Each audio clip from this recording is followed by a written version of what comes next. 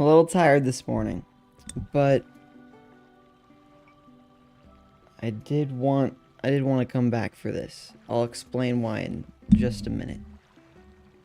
Um, First, I suppose I should make sure my chats are working.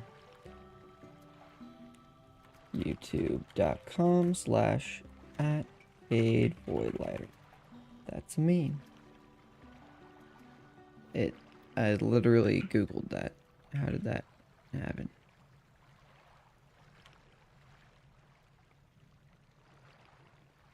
https://youtube.com/@KVoidLighter. There we are. And what do you know? I'm alive. And then, oh, my stream title, of course, hasn't changed. I'm not playing Outer Wilds today. I'm doing just chatting.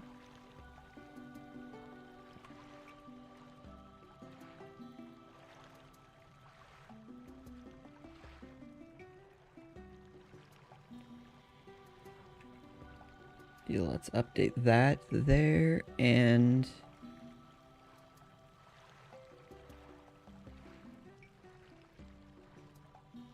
oh, I need to log back into... Wait. Oh, okay.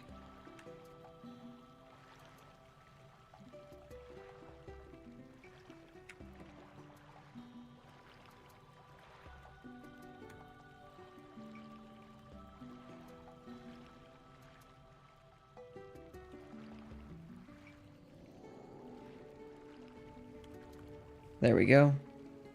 That should fix the... Oh, my mouth is so dry. Okay, open the pop-up chat.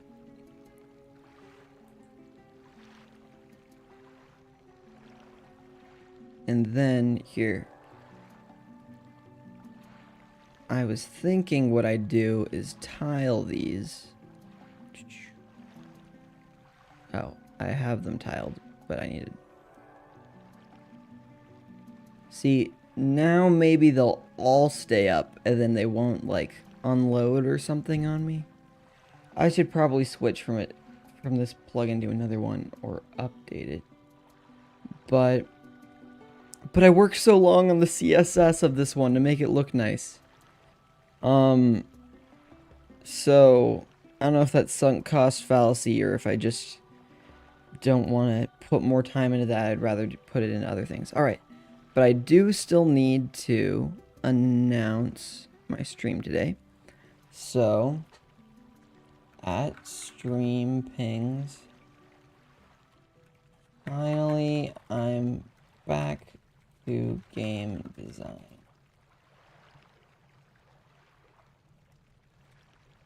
I can't stay for long today. Probably not past 2 hours for the schoolwork I've already got to do.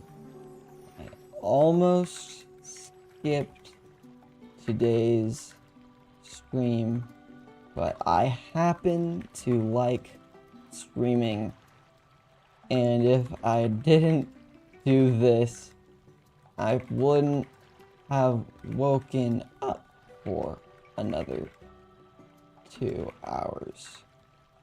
So I think this is justified.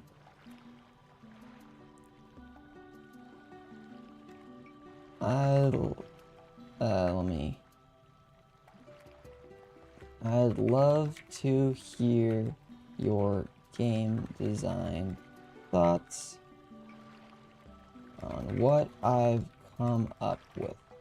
There we go. Publish that, and that should pop up right here. It didn't, though. I mean, really it should only make this chat appear.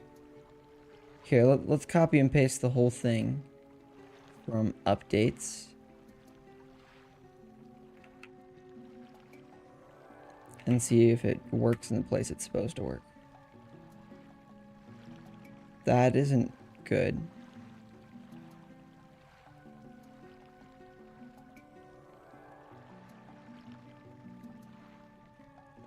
Wait a minute.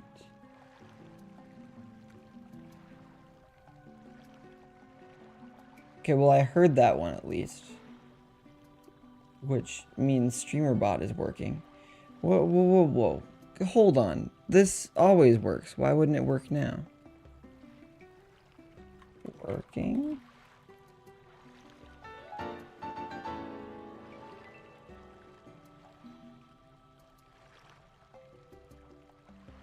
Okay, okay. If all three of them aren't working, where are my points of failure?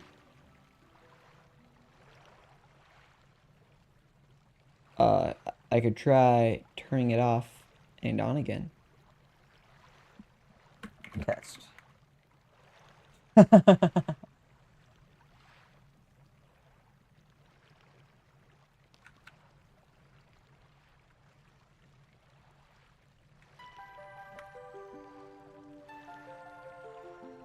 Oh. We're still not on the test.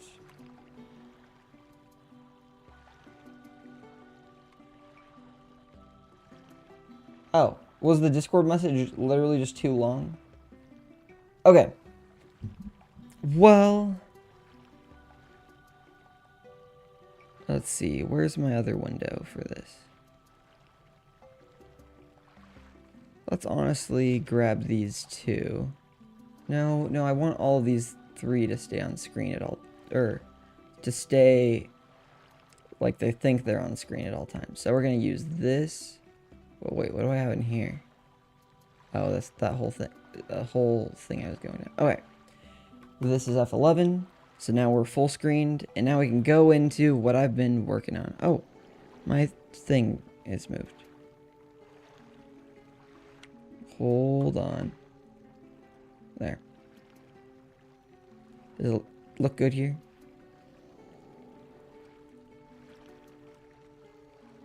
I'd like that if it auto resized or something for me.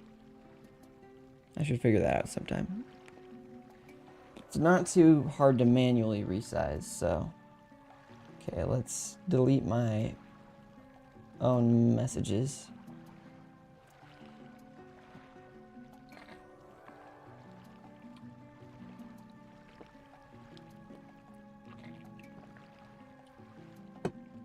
All right. So, specifically what I came up with was a lot of the lore. So,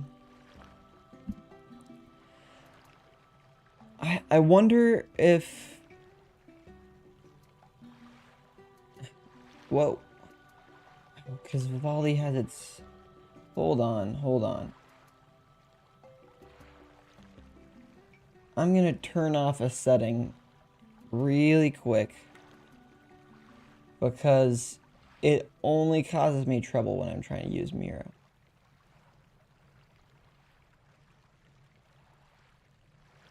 Let's see, turn off gestures. There you go. Perfect. Now, oh, I actually closed Miro. That's probably the gesture that I used. All right.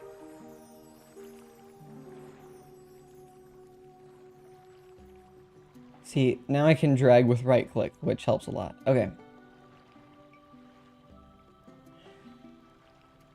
I put them on there twice.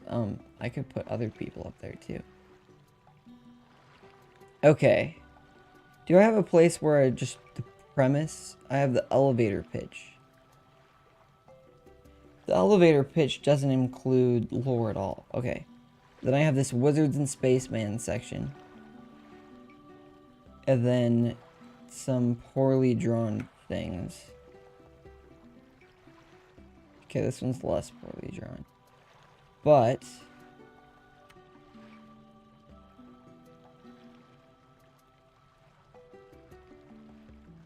we're gonna move this down here.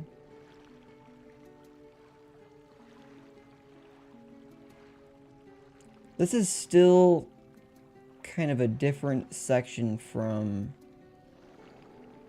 the whole of the story. Maybe I expand this and have a whole... Distilling the perfect game. And then let's make a new frame.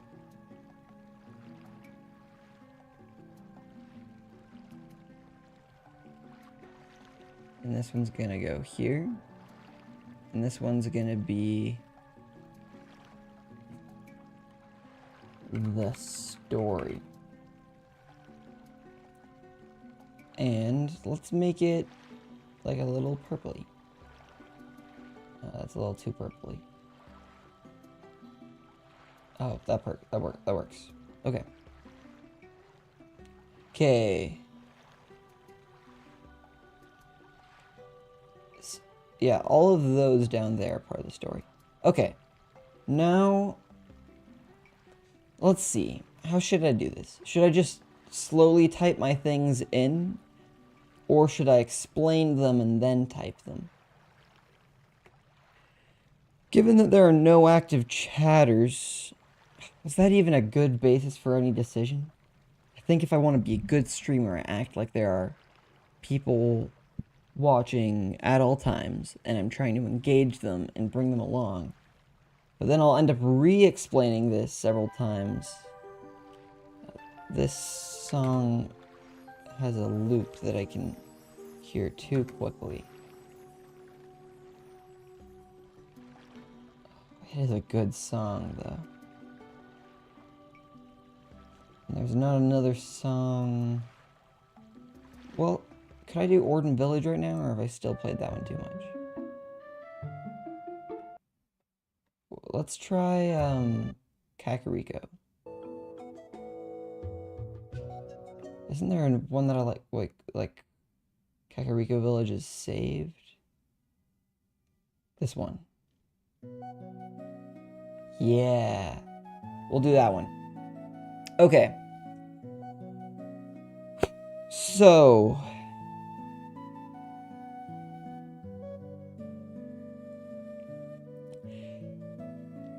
Okay. One of the tricky parts of this is how I decide to explain this. Ultimately will become how much of my own... How to explain this? How much of my background I reveal comes from how I decide to explain this. So... Okay. Let me just make sure that the no active chatters thing isn't because my chat stopped working already. Let's just put a regular smiley face. Is this how I do that? There it is. Cool. I think they're still working. What does this do? Huh. I might need to implement whatever that is.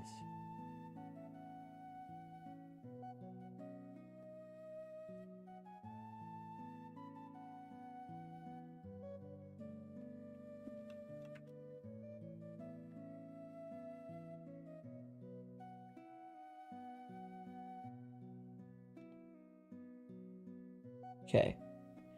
Anyway.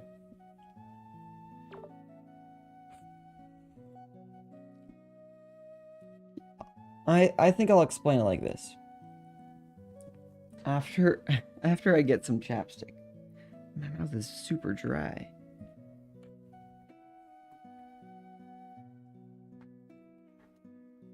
Put in my bag right here. Actually, I need that music back. That was really nice.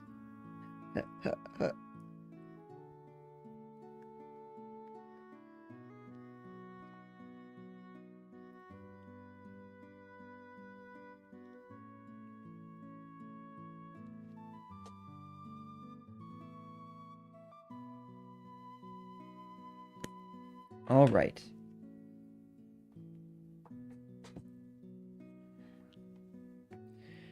Okay, I think this is how I'll decide to explain it.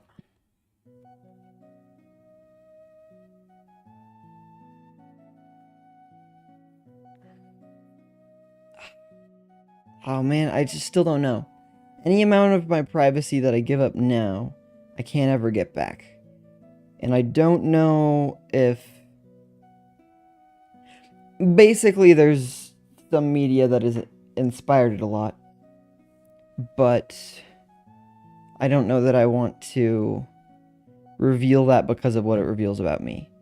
Not because it's bad or anything, but just because I'm not sure what to give away yet. All right. So,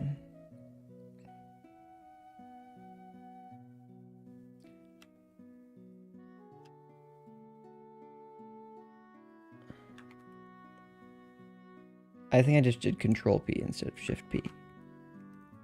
And I want to... Okay. Okay. We have the real world. And we have... How come those didn't snap? Okay. We have... I don't have a real name for this. Name... Let's see. Name TBD. The Soulscape. Okay.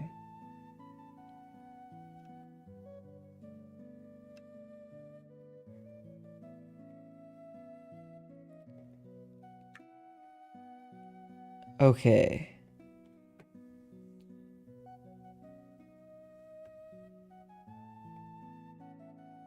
I'll put things in the middle that relate to both. Let's see.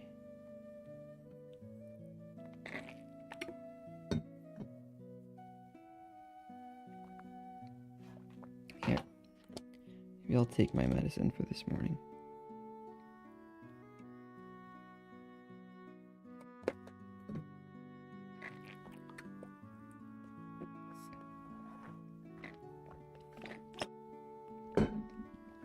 I'm starting to get a headache or something. I can't have that already. All right.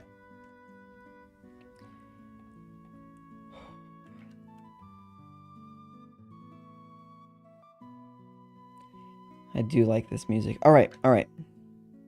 Here's what we're doing. Let's see. Maybe I up the font size and just do a quick description of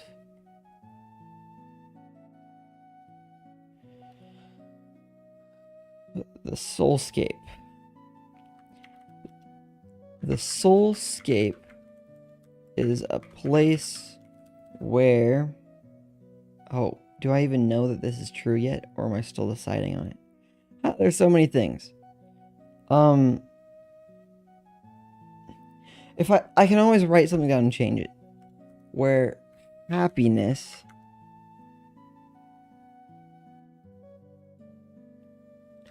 is the source of superpowers.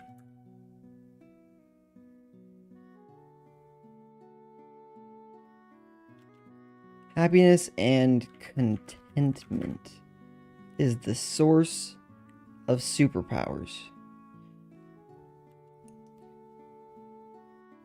This has pros and cons.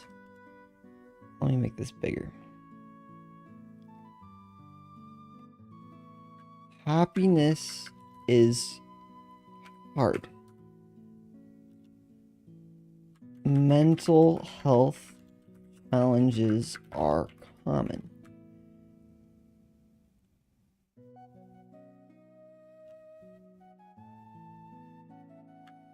But in a world where happiness is also dang cool,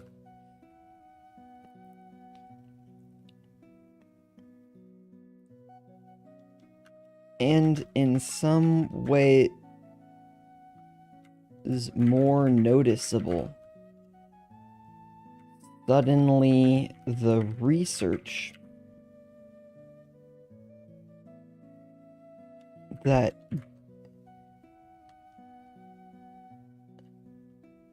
has shown what improves happiness. So gratitude is one of the biggest ones. It's probably the biggest ones.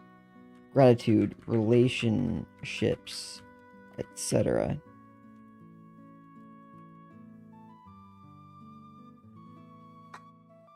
But in a world where happiness is also dang cool, and in some ways more noticeable. No, noticeable. I don't know. Okay. Oh, because the C needs to... Oh, okay. I guess there's a rule that makes some sense for why it's spelled that way. Okay.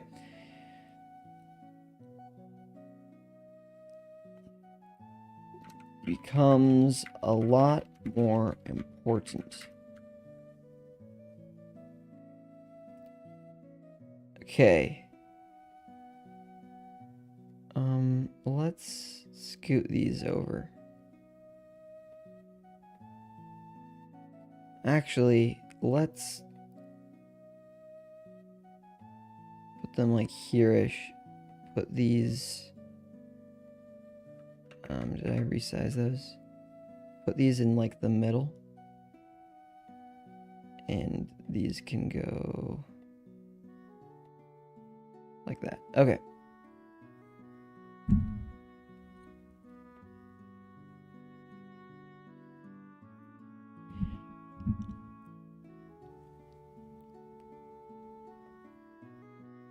This, after I've written it, did fall squarely under just what the Soulscape is. Okay. Soulscape is also a place where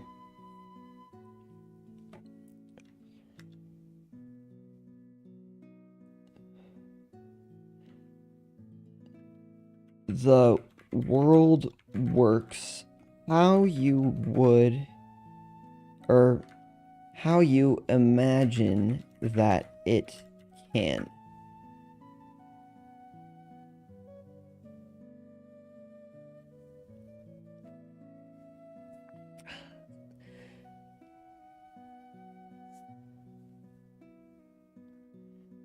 Some of these things I'm still figuring out exactly what is linked to what.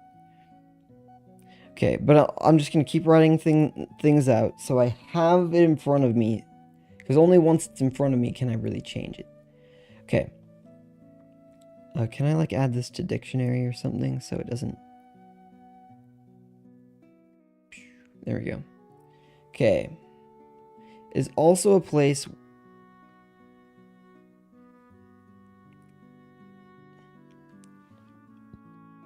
where the world works how you imagine it can. This is incredibly powerful. If you can imagine a material having certain properties, it can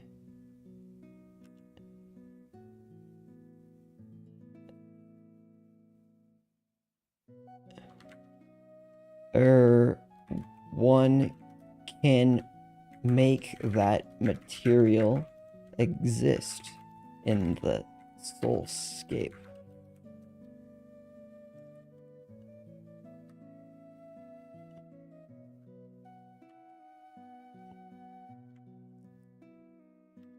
With the soulscape, or with parts of the,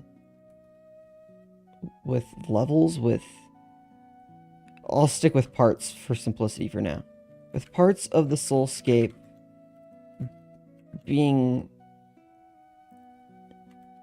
patterned after our world, with planets and galaxies,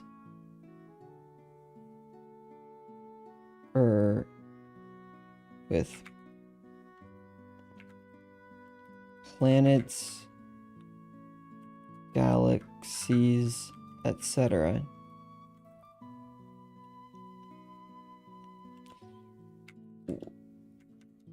We can suddenly imagine ways for space travel to be easy and fun.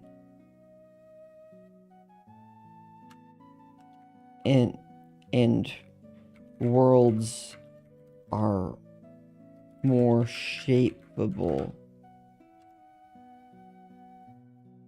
and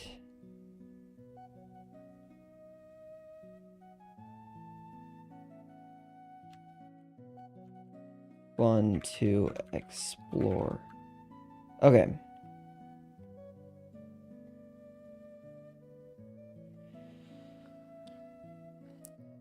Now, let me address the game design implications of this.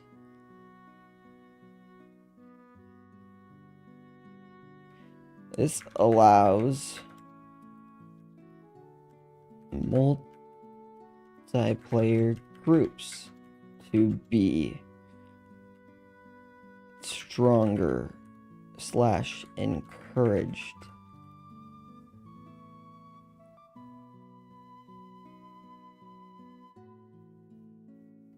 And that goes with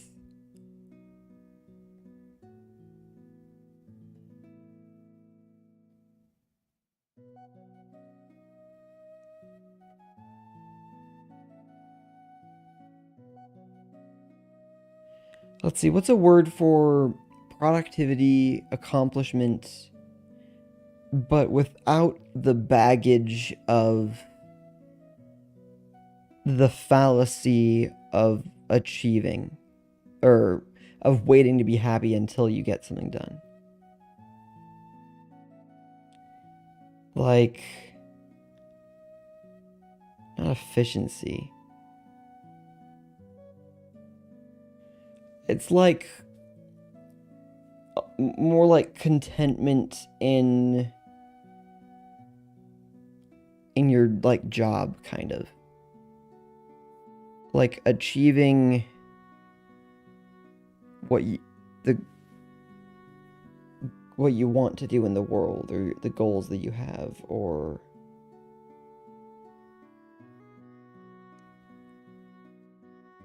I'll just put goals.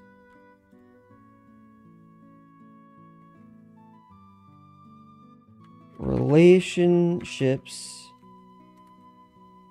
relating to happiness, relating to power in game, could allow for multiplayer groups to be stronger / encouraged. And then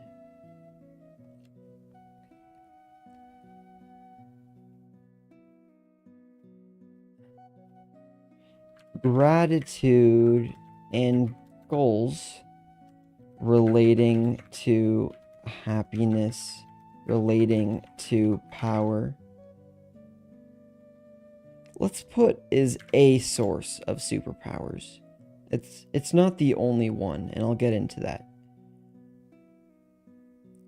Relating to happiness, relating to power, could allow for productivity gimmicks I've thought of to be to make sense in the game. Let me explain that a little bit. Have I put that over here at all? Monetization, gameplay ideas, death, building, combat, and lore, the mind realm, the soulscape.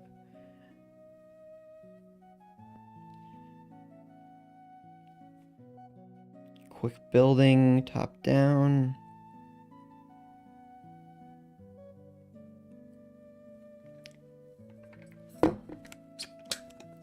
Let me pour some more water from my pitcher, which is really just a half gallon of milk that I've reused.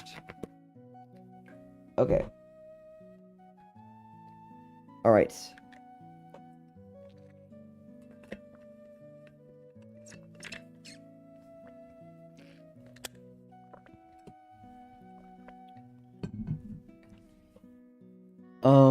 While I'm thinking about it, let me add another thing.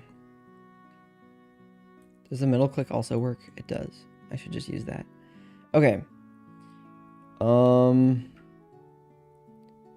Soulscape has different planes of existence that exists sort of on a spectrum, or like a fourth dimension. But as you go along this axis, the size of the universe isn't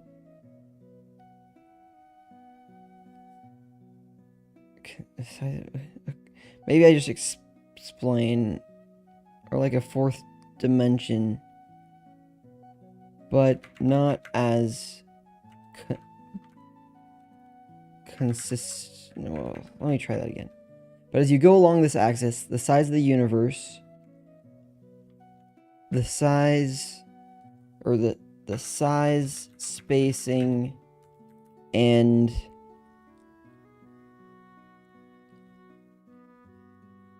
oh, I had one more. Size, spacing, and location of things aren't as consistent. They are consistent, but with a pattern, or they aren't consistent with how they'd be in the real world. Rather, they are more consistent with imagined spacing, with imagined distance and connection.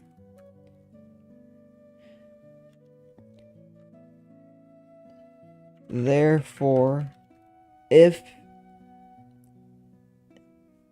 you steer your ship further into the mind, I'm going to say as such, or it's not, I haven't really explained it.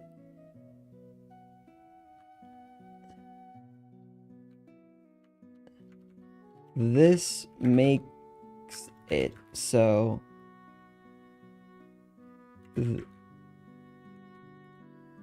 if you steer your ship further into the mind, I imagine that as upwards,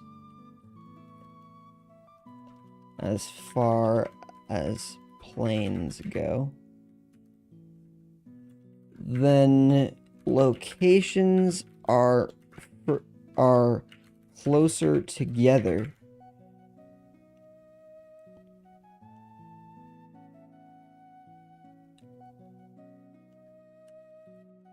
And faster than light travel can take place, so long as you can effectively navigate the mind, which is hard. which, if you hadn't noticed in real life, can be very hard. That's a dumb way to say that. Let's just say which can be hard. Okay.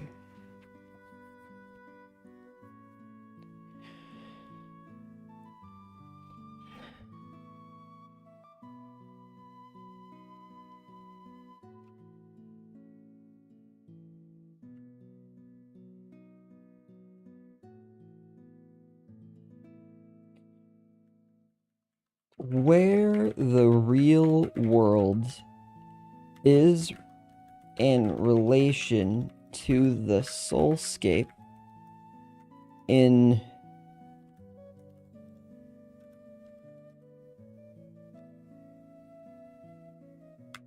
is unknown.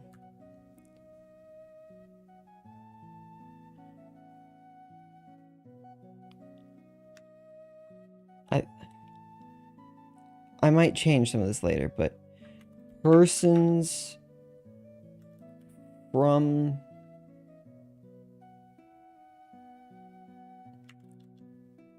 the real world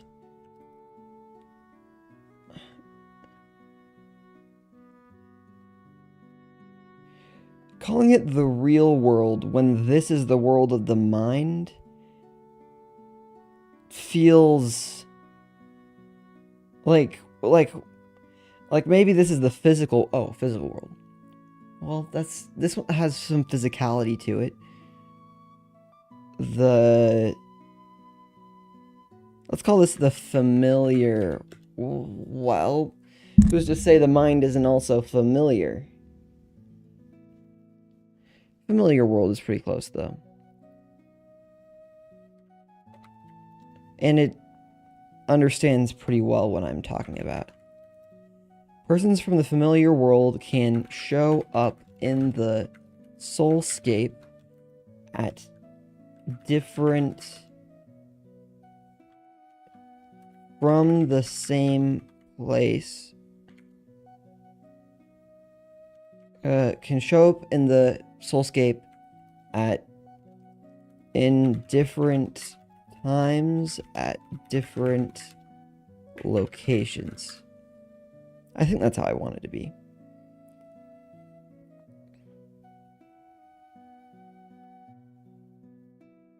Let's see. Persons from the familiar world.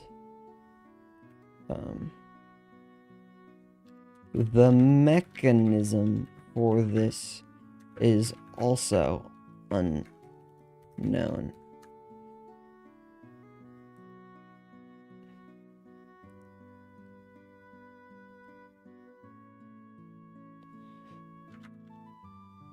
Though there may be some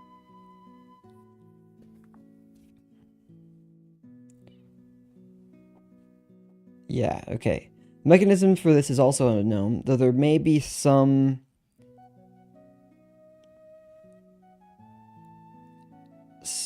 what's the good word for this?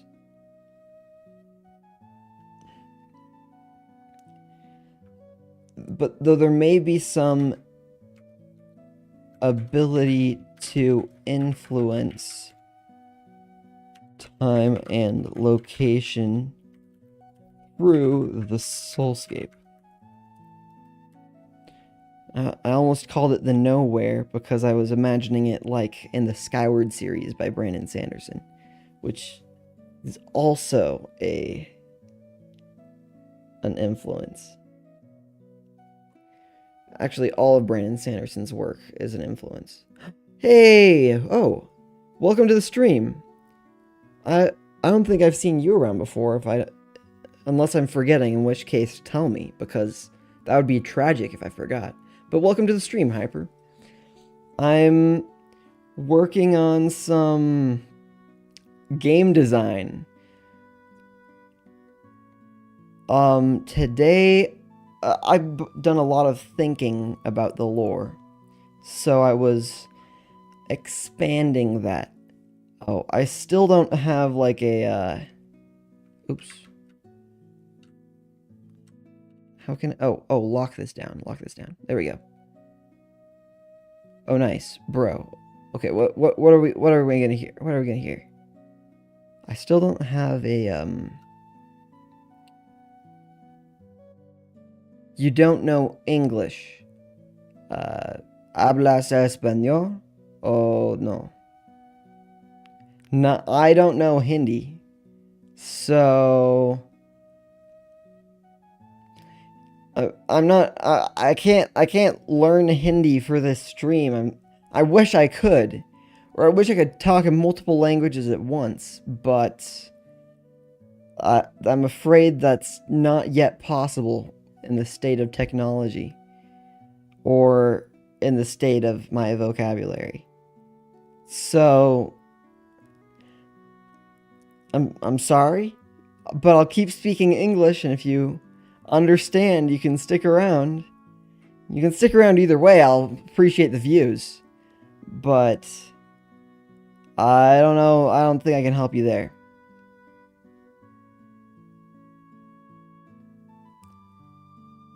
Let's see. Let me... No, I'll keep this big. Okay.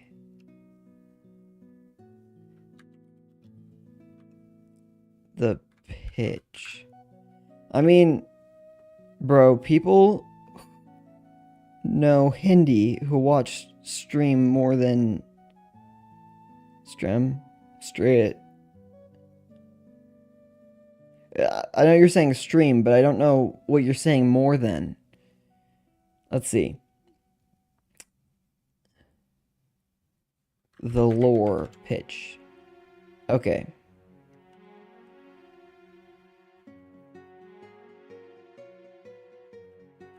Gameplay takes place in a different world from our own. The Soulscape. Is the naming of it important? A world where...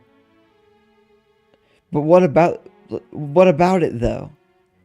You said, bro, people know Hindi, watch stream more than... What? You didn't finish your sentence, and you corrected the... Oh. Well. You're free to go. I can't help you, so I'm not offended if you leave. If you can't understand me, that's okay.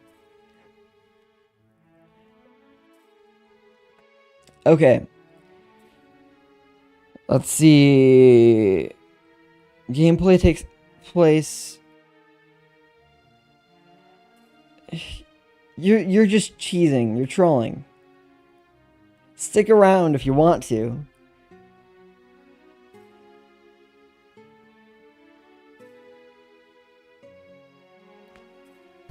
See ya. Take care. Fun having you drop by. Certainly interesting. Alright, gameplay takes place... Let's see... The game takes place in a different world from our own. A world where... imagination controls the world. And...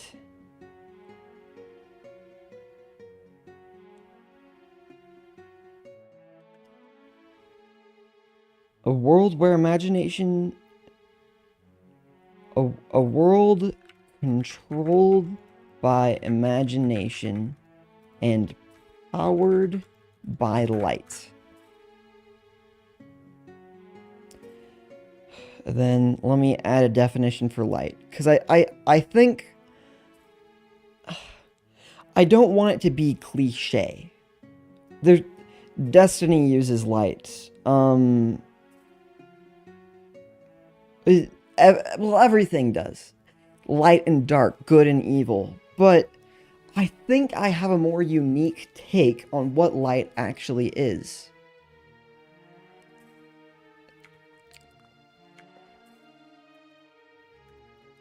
Because light is part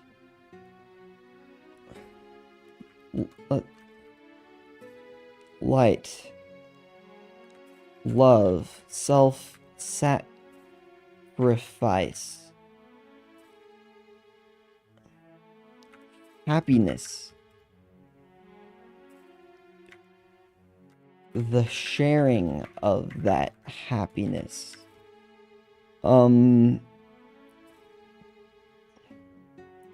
cooperation, what else?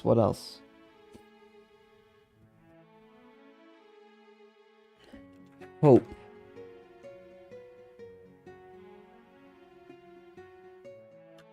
Etc. The challenge is gamifying this. But if it's part of the lore, that does change the vibe, change what we're talking about. Changes how the game feels. Part of this could certainly be from my desire to have a non-toxic fan base. Or not fan base, user base. Which isn't as easy as saying, and you should be happy and loving and play the game. Like, that's not, like, you can't, I know it's not that simple, right? But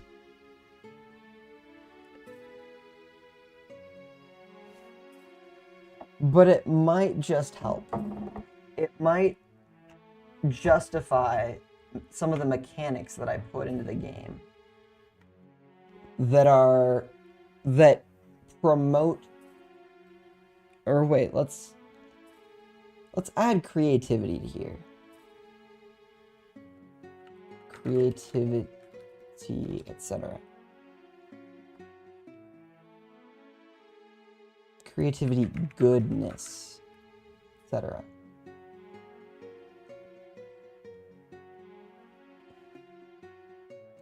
A world controlled by imagination and powered by light.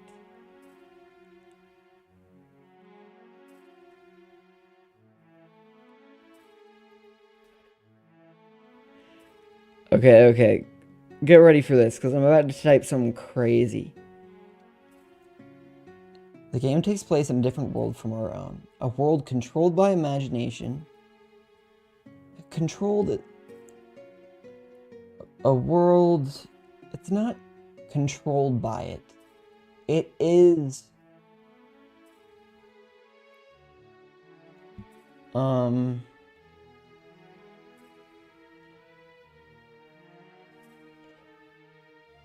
a world influenced by imagination and powered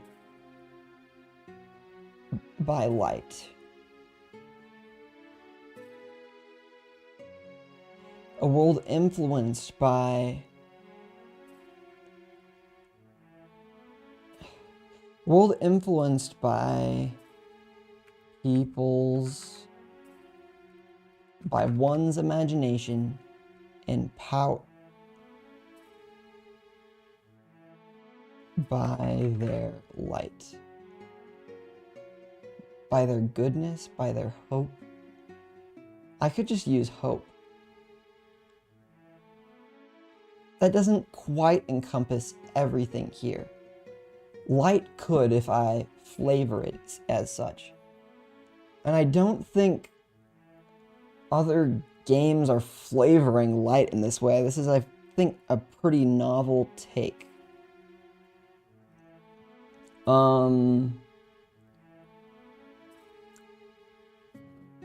Yeah.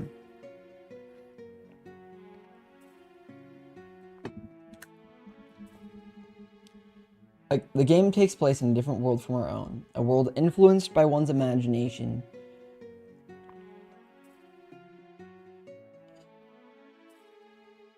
And powered by their light.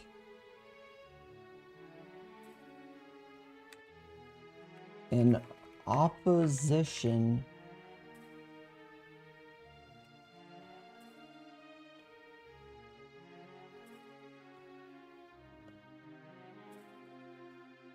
okay.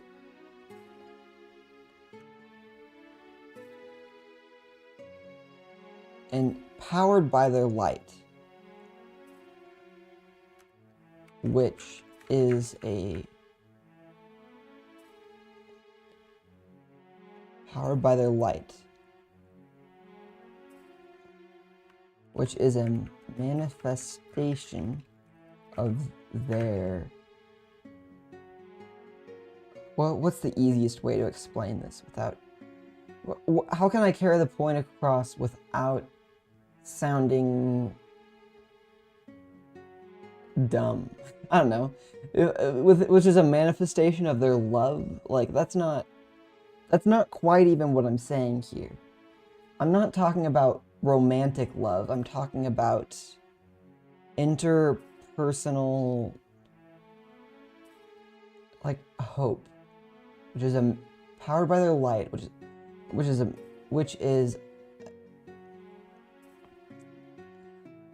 world influenced by imagination, by one's imagination,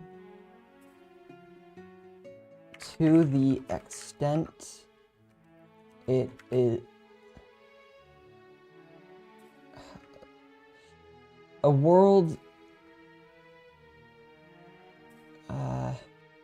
influenced by one's imagination. Okay, because the light influences how much their imagination is made manifest. Maybe I tried a world where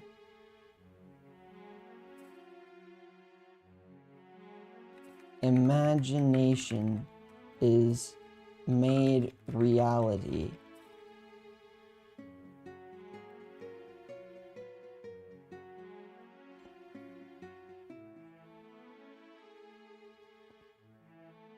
Imagination is made reality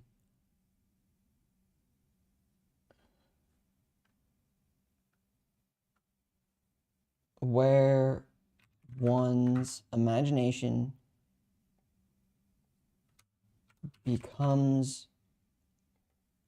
can become reality.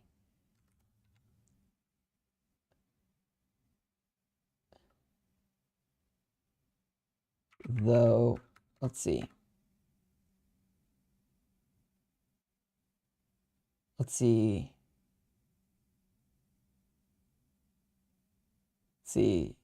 Takes place in a different world from our own. A world where one's imagination can become reality through the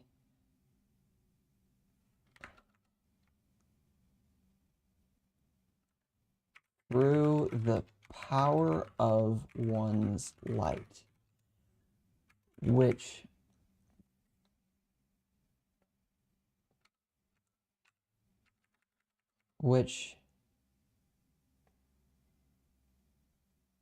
is it a manifestation, or is it connected, or is it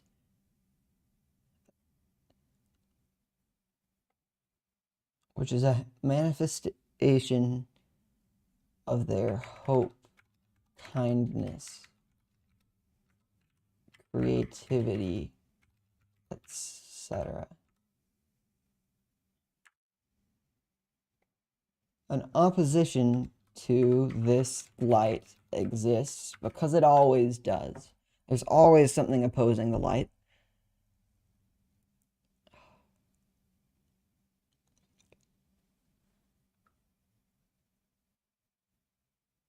What other names did I say? Source, glow, power? I think there will be a source, but the source isn't the name of the light. ChatGPT. I'm writing a story about light and darkness, but I feel like calling it light and darkness is kind of cliche. What other words, terms, what other words or terms, made up or otherwise, could I use? Luminance and shadows, radiance and obscurity. Radiance is a good word. In use by Brandon Sanderson's Stormlight Archive.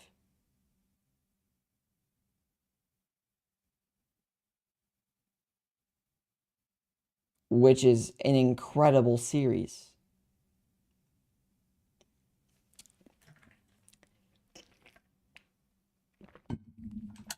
Merc is kind of a fun.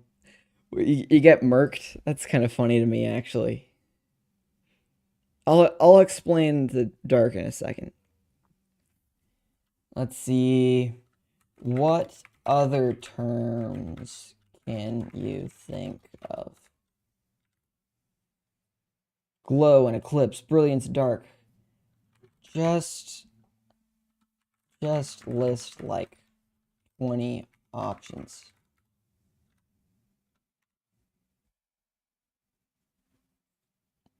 Shadowfall, luminance, daybreak, gleam, luster. Luster isn't so bad.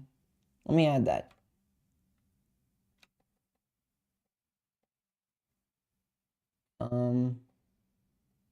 Luster.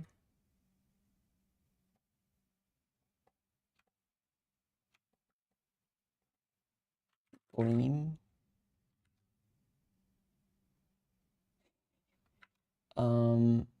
What was I trying to alt tab to? Was it, oh, what was this? Let's scooch that over a little. Okay. Twilight and penumbra. Did it spell a word wrong? Isn't it wait. Wait, does it? Okay. Flash, resplendence, daylight, glare, gleam, incandescence, glint, radiance. Radiance it's good. I might just stick with light. Did I spell radiance wrong? Is it with an A?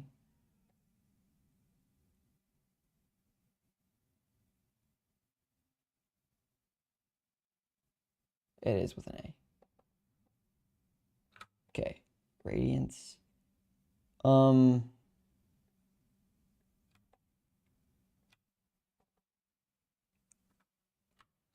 Dark.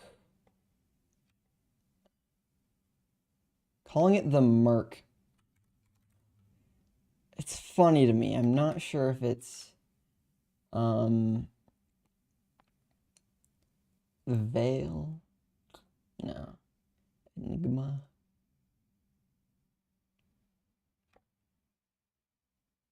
I mean, light and shadow. Maybe I should just put another window if I'm going to keep alt-tabbing to it. My hand is still on alt-tab even as I... And I can click on this. Oh, it doesn't stick around. I can make it stick. Let's see.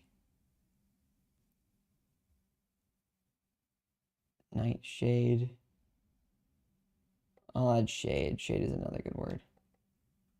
Shade. I think I'm getting sidetracked because none of these are explaining to you what I'm thinking.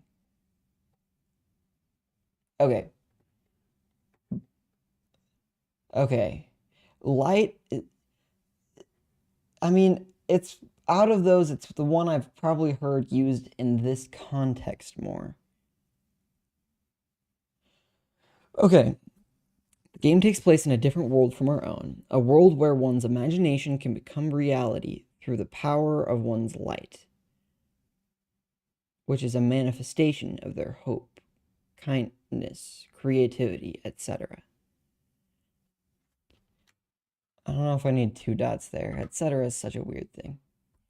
An opposition to this light exists.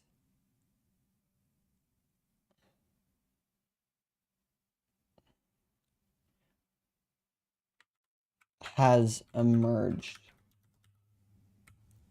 An opposition to this light has emerged and is corrupting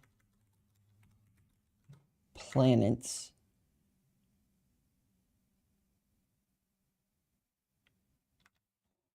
oh boy, here I go again with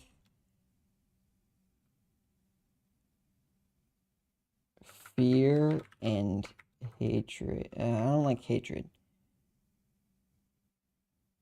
Ooh, what's another? Oh, odium is just another thing from Stormlight Archive. To me, it is. How can I not copy the? Wait, I think I watched a whole video about not caring about copying, which might be wise to just not care. Okay. I don't want a hatred. I don't want odium. I don't want loathing. I don't want amnesty. That's such a... No, that one might be too obscure. I'm looking for... can I pin...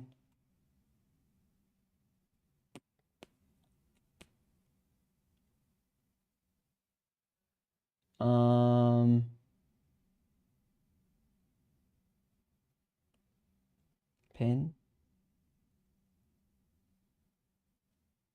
No, okay. Give me words for hatred. Animosity, enmity, hostility, loathing, bitterness, malice. Malice is the one that Zelda used, and that one's pretty good. And they kind of moved on from it pretty quick. Oh, but corrupting planets with fear and malice? Maybe. What was the one in the second game? We went from malice to... Oh, gloom. Okay, disdain, abhorrence, spite. Spite isn't bad.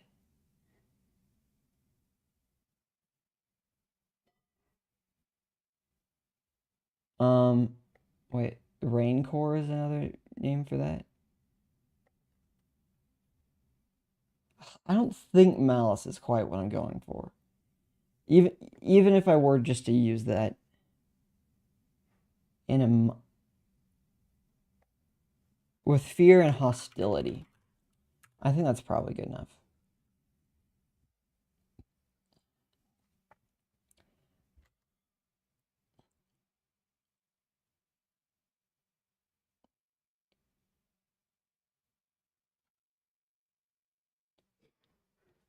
Okay.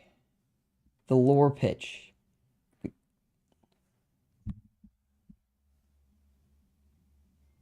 Well, can I cut out this first sentence?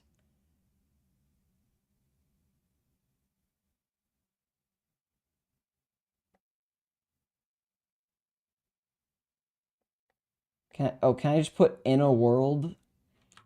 In a world where one's imagination can become reality through the power of one's light. Let's go with the strength. That's still kind of a mouthful. It's not in... Okay. There's a world.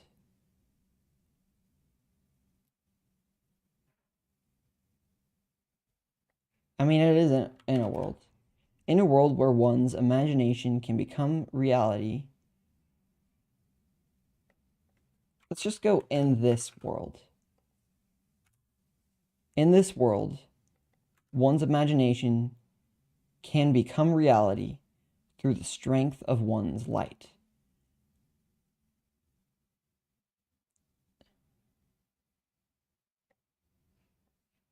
the manifestation of their hope, kindness, creativity. Of their hope, kindness, and creativity. Is that a good...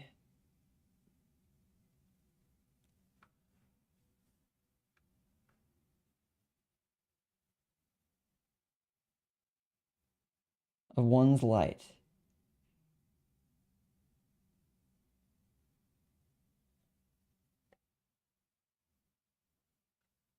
Which comes from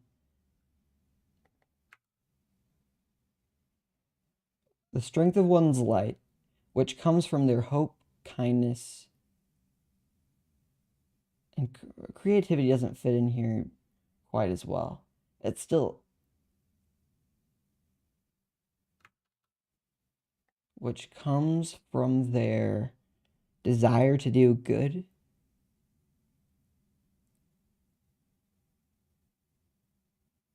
Which comes from their hope.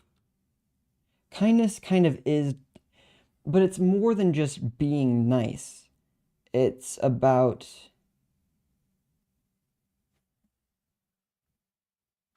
their hope, kindness, and sacrifice.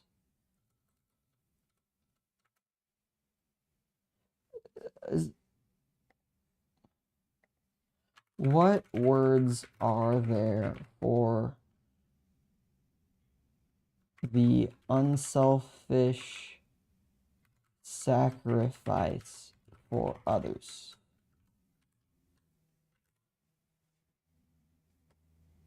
Oh yeah, altruism. I remember learning that recently. Define altruism. Selfless concern for the well-being of others.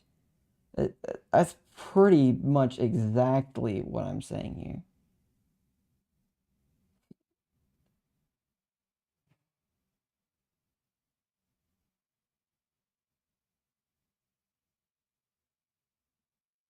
Through their hope, charity, and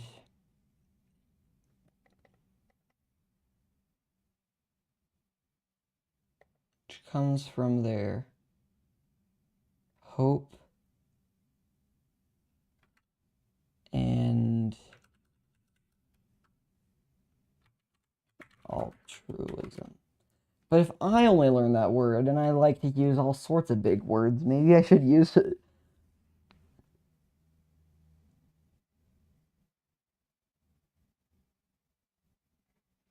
Maybe let's go with selflessness. Comes from their hope, kindness, and selflessness.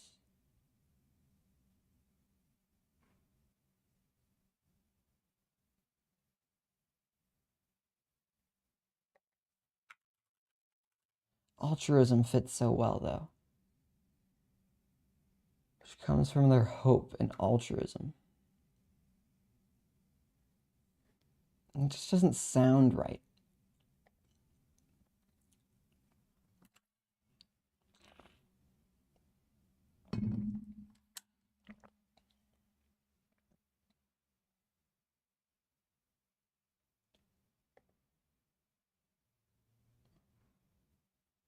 Which comes from there. How could I... Which comes... In this world, one's imagination becomes reality through the strength of one's light.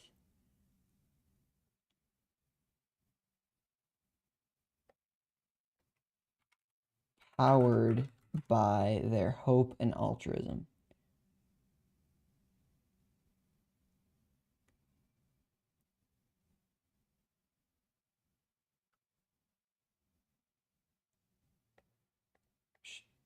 Powered by their hope and selfless. I mean, I literally asked for words that were like selfless sacrifice.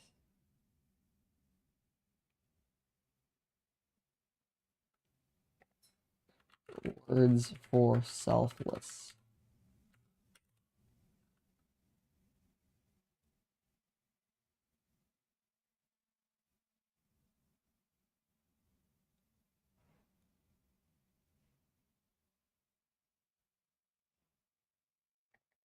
What if I put honor? What does that what does that look like? Define honor. What do we call honor? Good name, esteem, reputation, merit, rank. Maybe more like integrity? What does that look like? Honest, moral.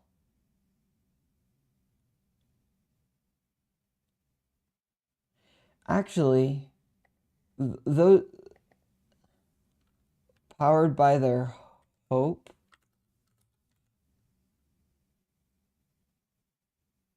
honor, altruism, and what was that one I just put in? Integrity.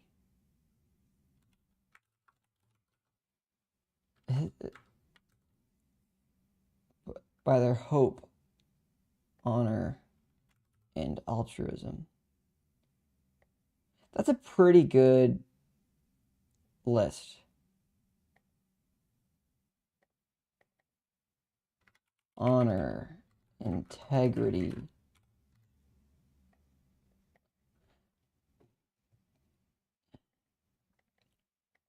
I mean, when I hear honor, I don't think of merits. I mean, what I actually think of is Avatar: The Last Airbender and Zuko's quest for honor, and then rediscovering what that actually means. And in that sense, I'd be happy just putting these two. All right. An opposition to this light has emerged and is corrupting planets with fear and hostility.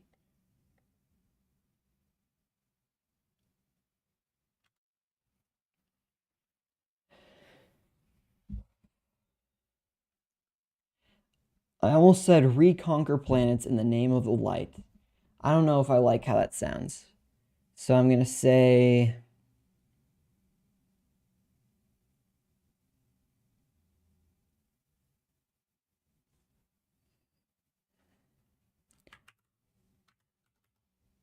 free planets from darkness. Make them your own and do it powered by their hope and honor.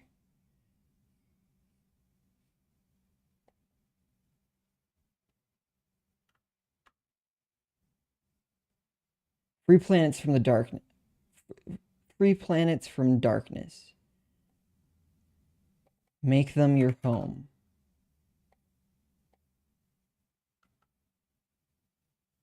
And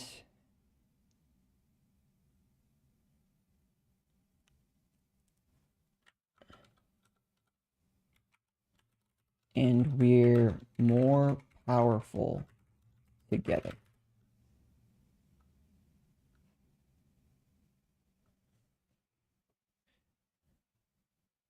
That's more or less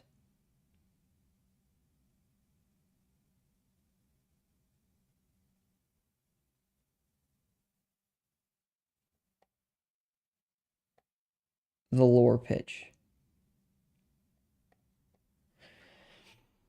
It encompasses everything that I want for this game. We got building, we got bring. Let's see. Freeing planets from darkness. Now that means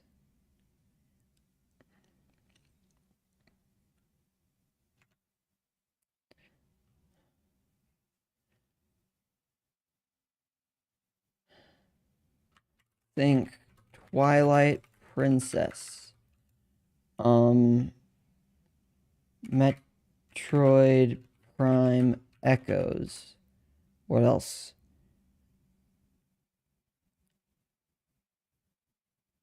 Well, mostly think Twilight Princess.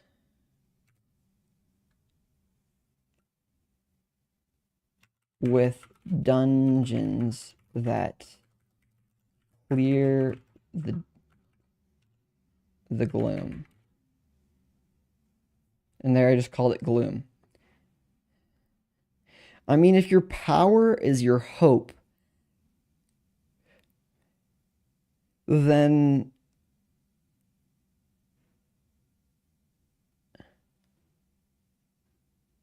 if your power is your hope, then your enemy is gloom. Wait a minute. What is the source of Green Lantern's power? Because that just reminded me of something. It's all about energy, alien technology. Did my phone just make that generic Android sound? Or I think that's a Samsung sound, actually. Huh.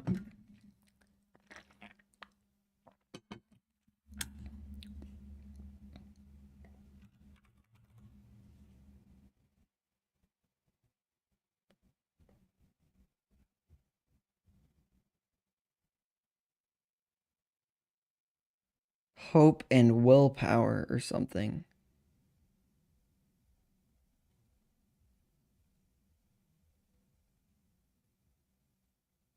Huh.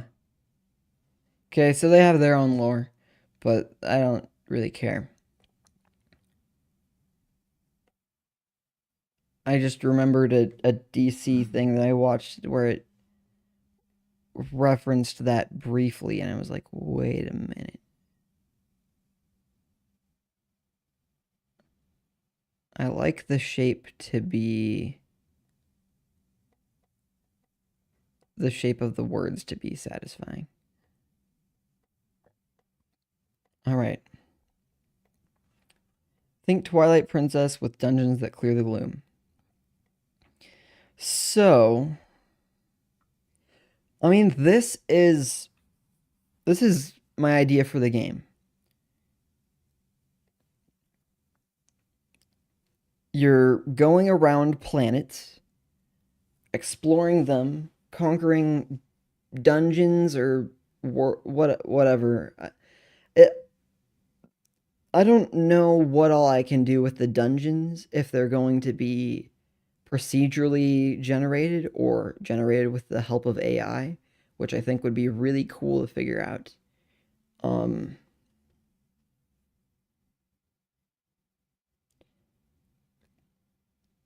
I wonder how well AI do with the creation of puzzles. That still seems a pretty human thing to have to understand. I think. If I did make puzzles, they would need to be more or less optional, but make the gameplay easier. Almost like Breath of the Wild or Tears of the Kingdom having like a developer intended strategy, and then they could just climb around it if they had enough food or something. Um, or if they Mario Odyssey pulled off a tricky jump. Somewhere in between those two things.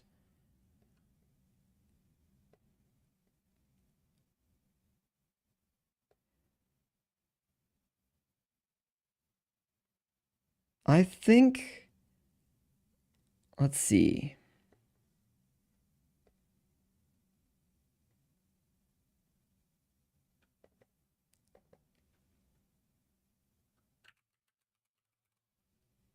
Let's call it Save Planets from Corruption.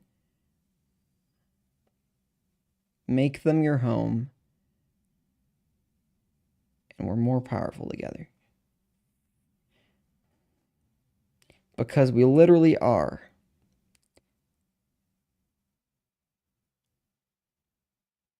Does that even need to be a game mechanic, or do I just not buff the enemies when there's multiple people there? It needs to be some kind of a mechanic so you can see that you're more powerful together. Even if it's actually a debuff. Wait. Okay.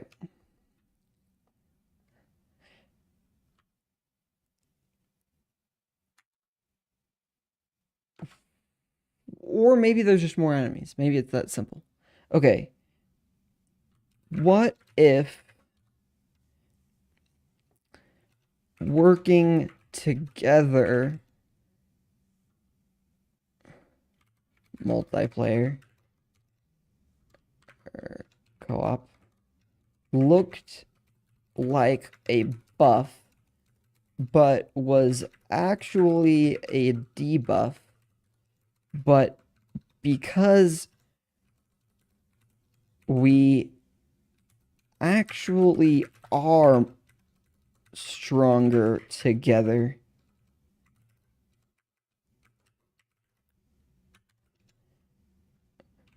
we'd be more powerful anyways.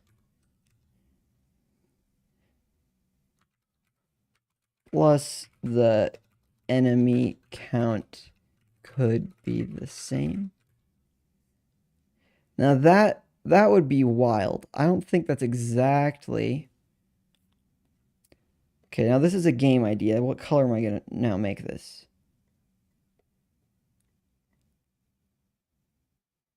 Yellow.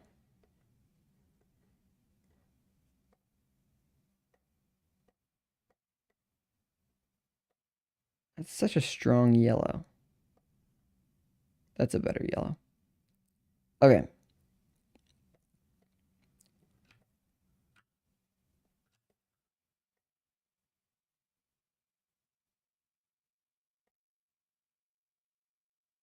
Or there is no debuff, but there are more enemies that the darkness, do I call it? That the enemy, that the adversary, that the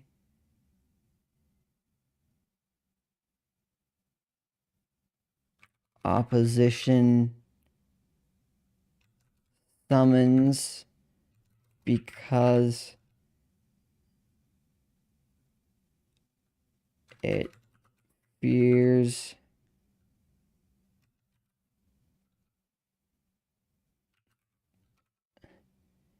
cooperation, togetherness, relationships.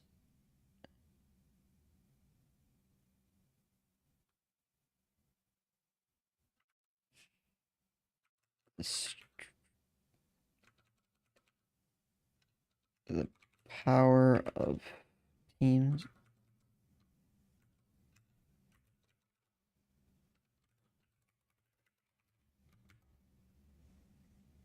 Because it fears / hates cooperation. But could I slightly buff multiplayer?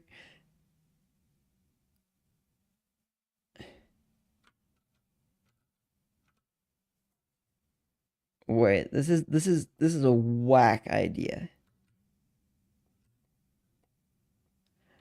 Could I buff multiplayer just with more enemies so you actually feel stronger together?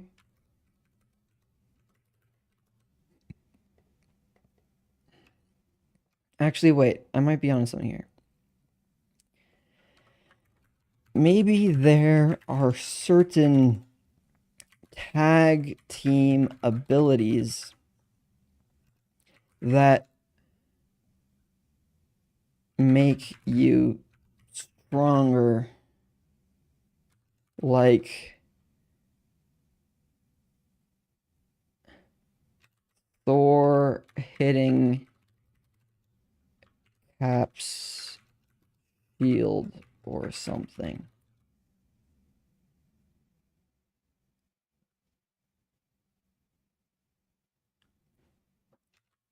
Throwing your teammate to land a powerful attack.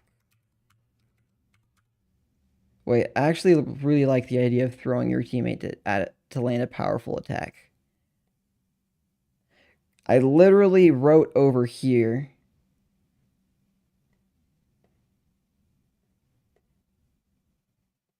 Oh no, how would I find that? Multiplayer? Multiplayer.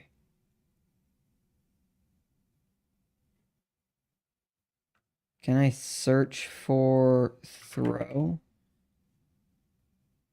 Oh.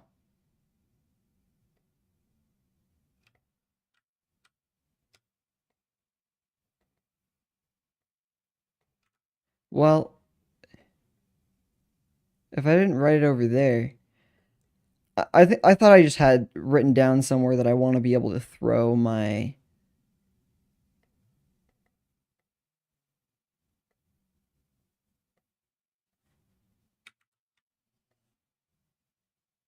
teammates.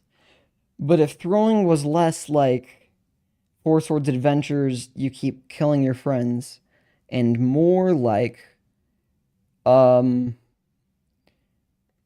you throw them and then they're able to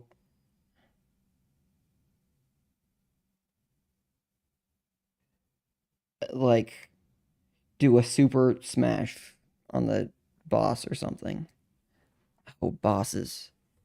How many of those am I gonna have to make dungeons feel cool? Or how could I make different bosses unique?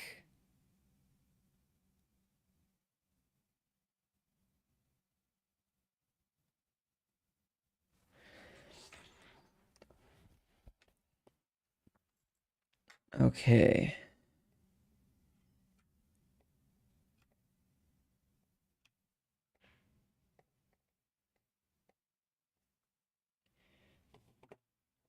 You can only, or at least mostly, build in areas the light can reach. In areas freed from corruption. Okay, this importantly, if this corruption is too dark, too gross, too all pervasive, then that means you can't just explore a forest, which would be sad. It would be cool for the forest to be more like vibrant afterwards, perhaps. But if you're exploring an area, I mean, dusk can still be beautiful. And maybe that's how these areas feel. Maybe it can be communicated mostly through lighting. Yeah.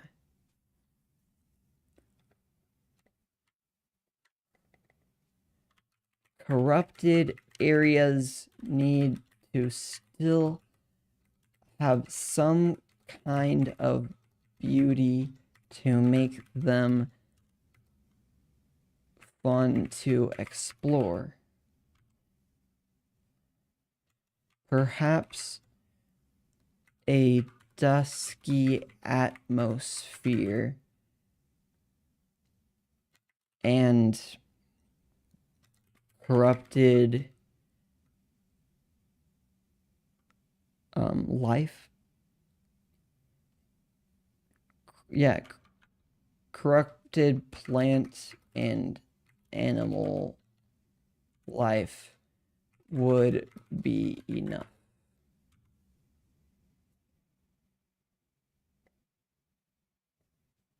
enough to leave it pretty, but still satisfying to clear.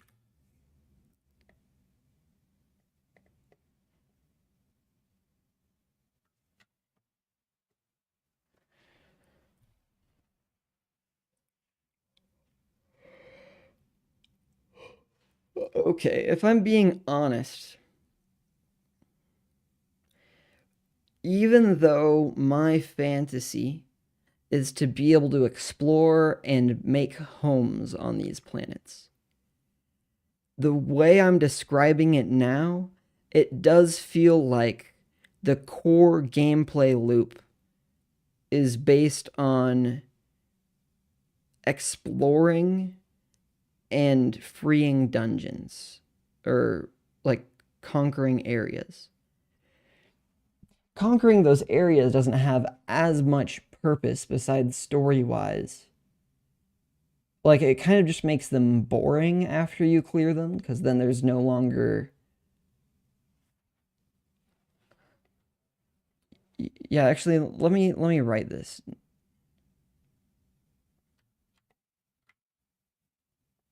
Um, Freeing areas from corruption allows you to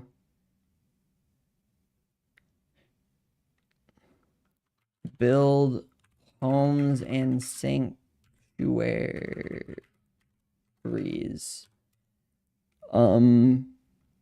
Discover animal or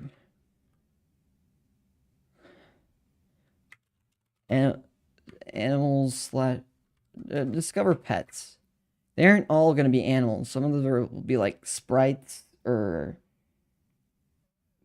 like I don't, yeah, just are they all organisms even?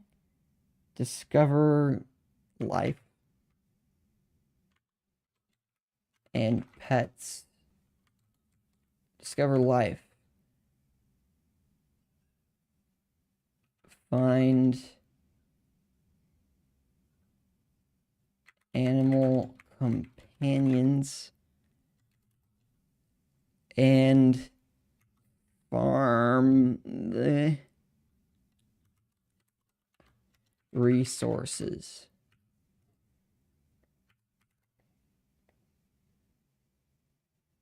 Farming only farm.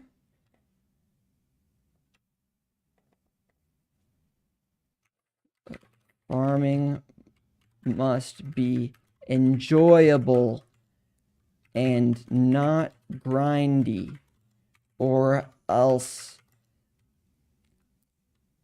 do not put it in the game.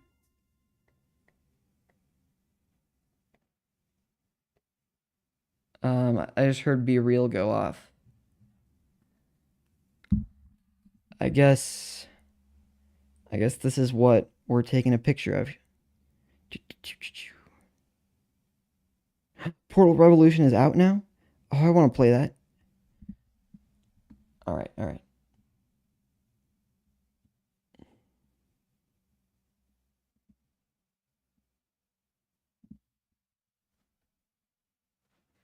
Oh no, it made the screen look all bad. Maybe if I give it a slight blur.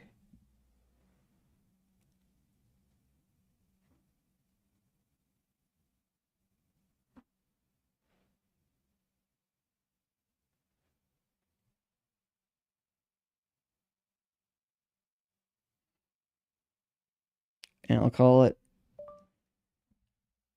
Streaming the Creation of the Story of My Game.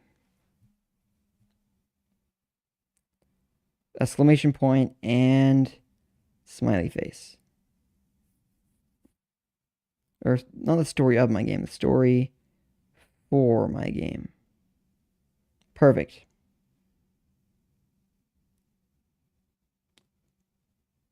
Cool, cool, cool, cool, cool. Okay.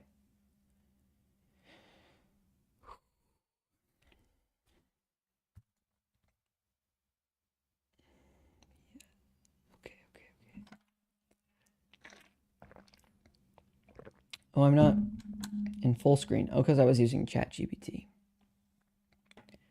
Okay.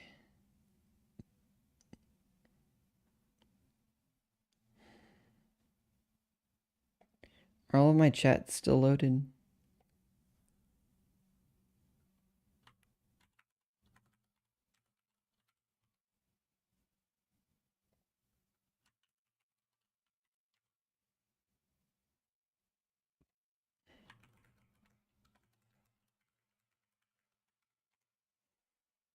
Just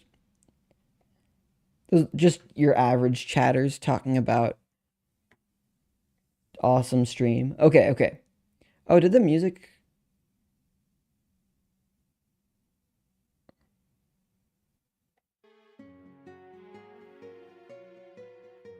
Wait, I'm really confused.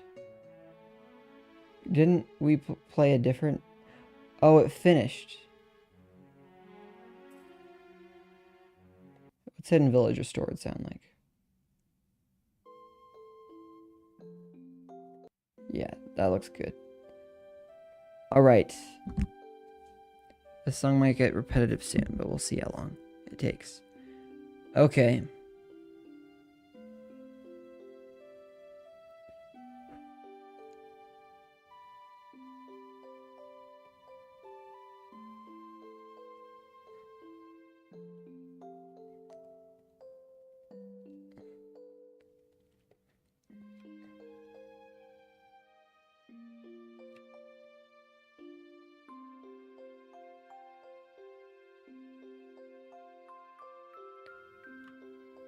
Players start with a small, uncorrupted planet that they can make their home.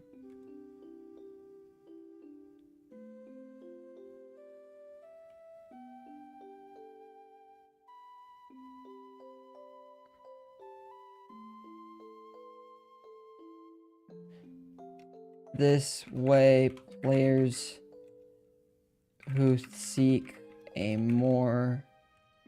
slower, more buildy experience can do so. Also, let them choose what biome of planet it is. But to get more, they'll have to free other planets. Or have friends work with them to free other planets. See,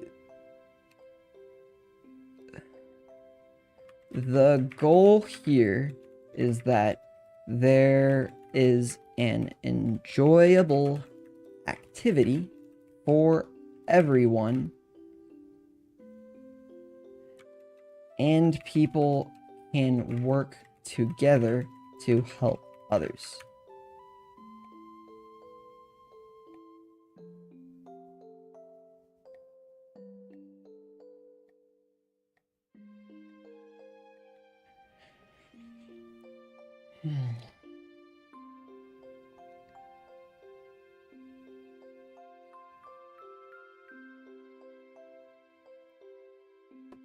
It's good music. Okay.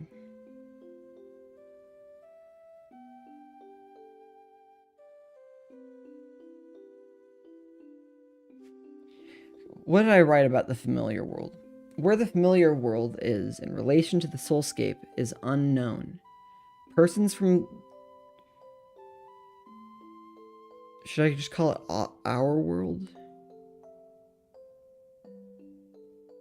I mean, technically, my story doesn't need for it to be our world specifically. Like our planet, like augmented reality, like... The familiar world is slightly different in that this happens, or I could pretend this does happen. where people will leave like a Narnia thing and then just come back later.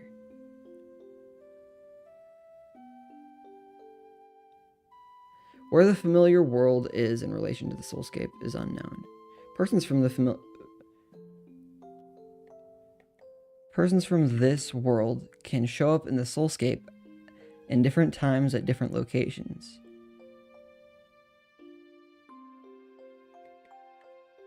In times...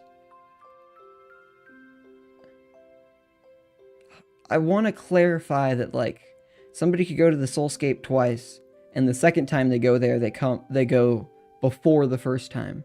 But then I was working out how time travel would work. Wait, I could write that down. Persons from this world, or persons can show up in the soulscape in entirely different times, unrelated to when they entered, arriving at different locations. The mechanism for this is also unknown. There may be some ability to influence time and location through the soulscape.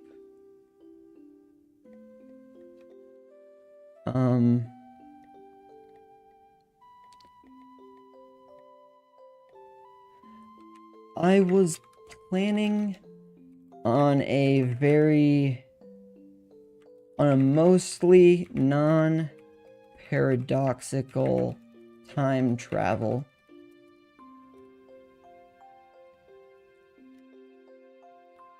Closer to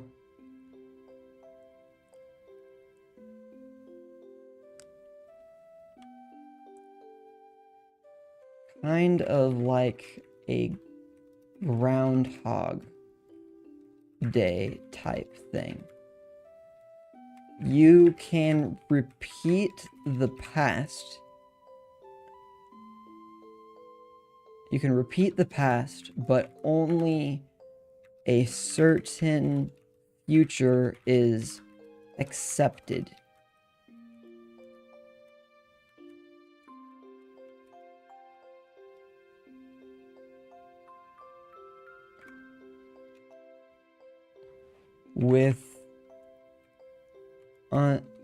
With mostly unknown criteria besides what is right.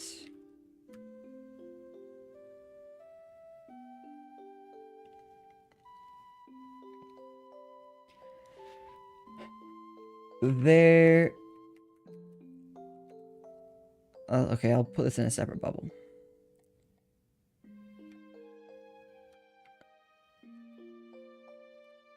I could still take this a couple of ways.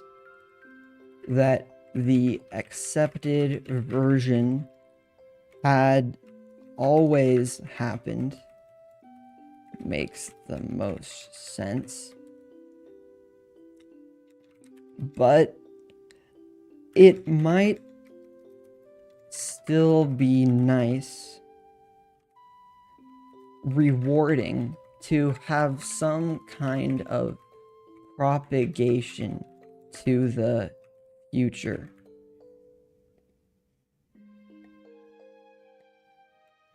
Perhaps a certain area containing a certain item or ability is inaccessible until the past that affects it has been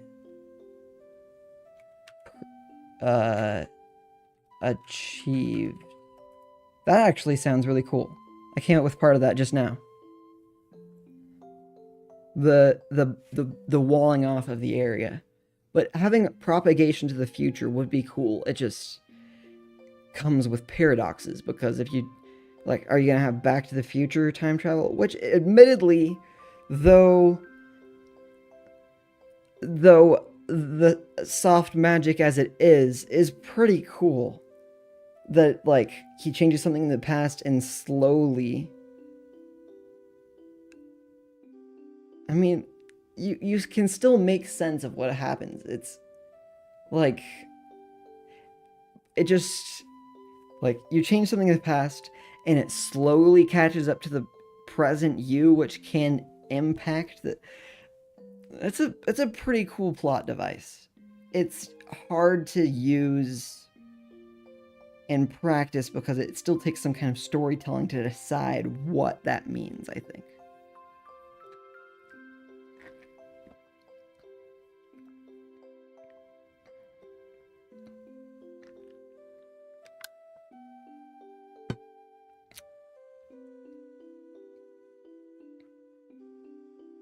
Wait a second. I just got another idea.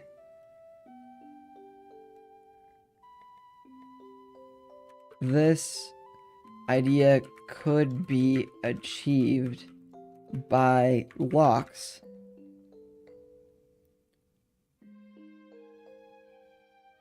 that you place in the past.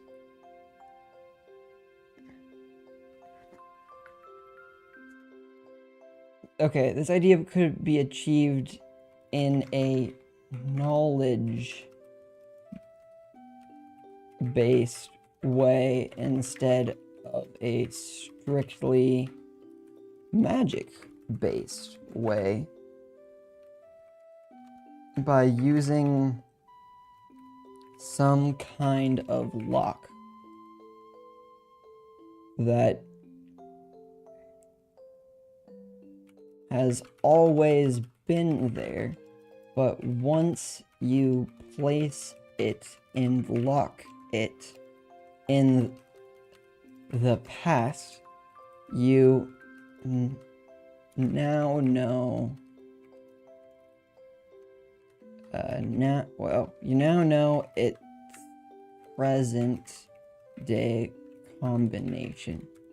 I don't have to add time travel to this story, but I could, and it would make DLC fun and interesting because you could play at different times in the story. Actually, let me explain that. The reason to add time travel at all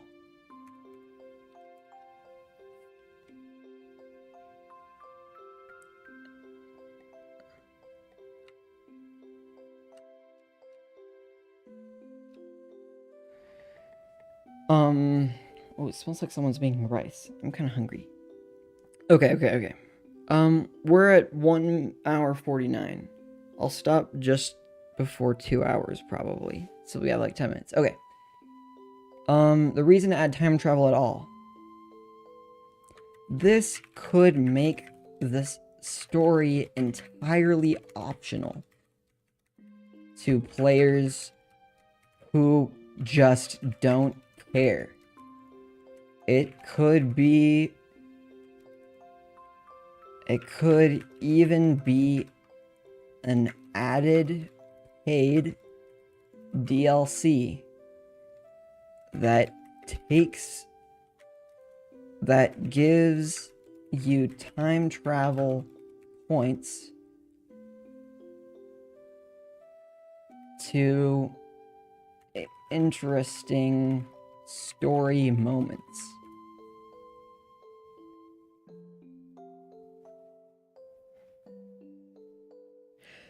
There could be a base game without this story of how the darkness became, or teaching you more about why this world works the way that it works. Did I ever talk about Bright Matter? Because I think that's a really fun name.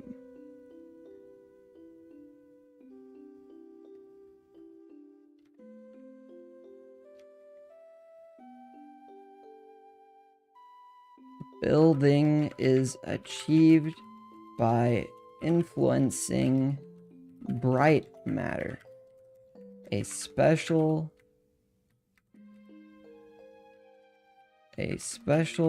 kind of matter influenced or shaped by thought and light. Isn't that perfect? I'm still kind of proud of that. I hope I don't come up with some reason why that doesn't make sense later. But bright both means like if somebody's bright or smart, and it's light.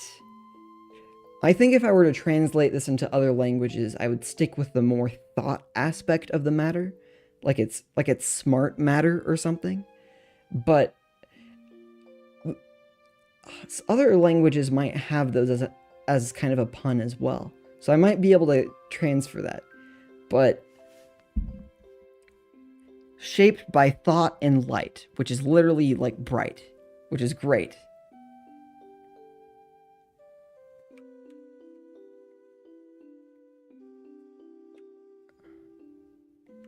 I'm just gonna bold that because it's so cool. Bright matter. Okay. This could make the story entirely optional to players who just don't care. It could even be an added paid DLC. Be that an added paid DLC gives you time travel points to interesting story moments.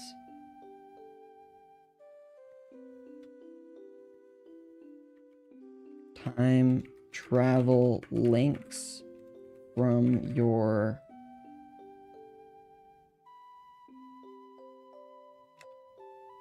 mind palace. Yeah, I talked a little bit about... Oops. Clicked on the wrong screen. Let's see, the mind realm... Did I talk about, Oh, here. Okay.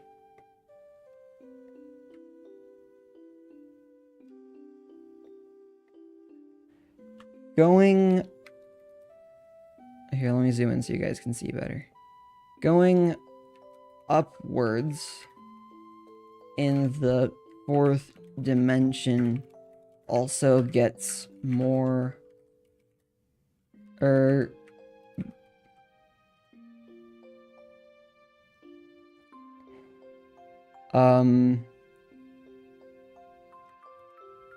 let's see. By going upwards in the fourth dimension, things become more abstract. By going upwards in the fourth dimension, things become more abstract. This is where your mind palace is. The place where you can build anything which can become templates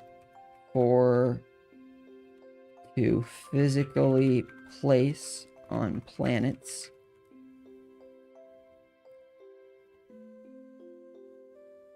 Can you grow plants in your mind? Probably not. You can build. That's like creative mode, but like you can't just bring ingredients. I'm not sure if I'll include farming. That'll be like a big update later, probably. It's not part of the base game. Okay. This is where your mind palace is, the place where you can build anything, which can become templates, but cannot physically bring materials outside of it. at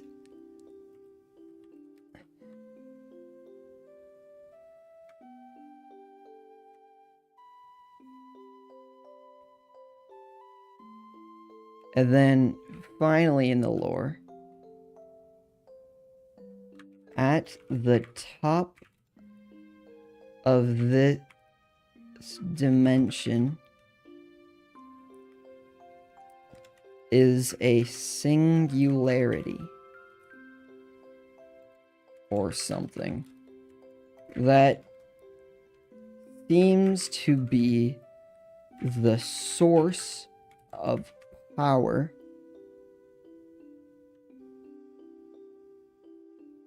that you acquire. Is acquire the right word?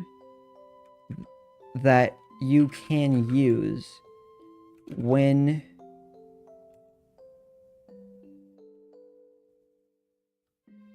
full of light.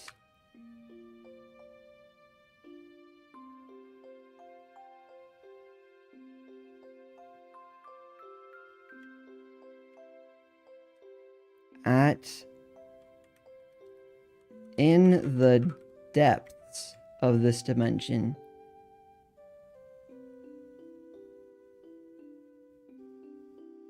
is a singularity or something that may be the source of gloom and malice.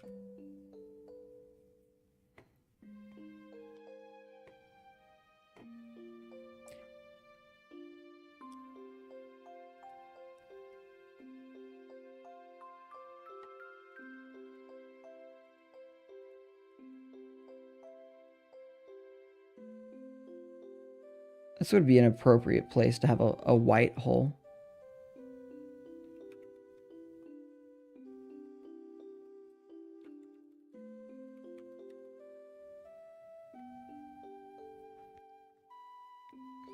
A black hole being the source of something is a little... I mean...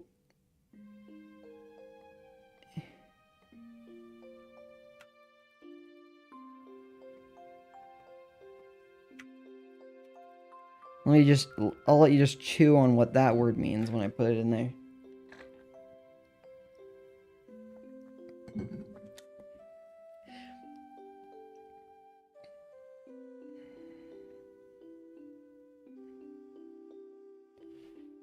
I think we have some good stuff to work with here. We're at 58. 59. Wait, I'm streaming at 30 FPS? I guess 60 FPS makes more of a difference when you're actually playing the game, but 60 FPS is nice. Anyway, the reason... Okay, let me talk about the name Soulscape.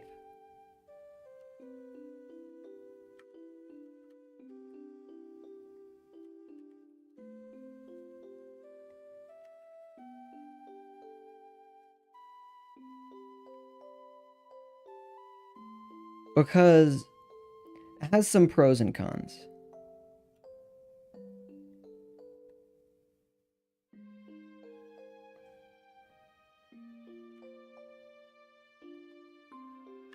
The name Soulscape, I want to put quotes around that, does sound like an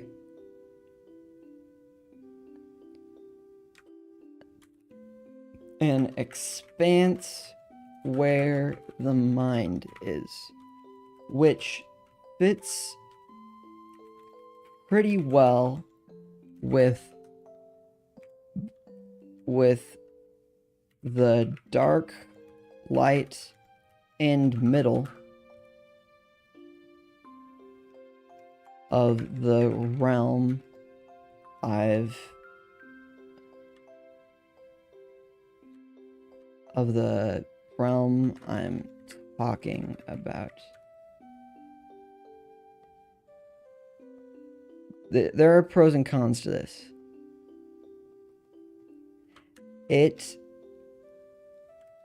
There are already, let's see. There are already games and things titled Soulscape. So I can't have it be the name of the game.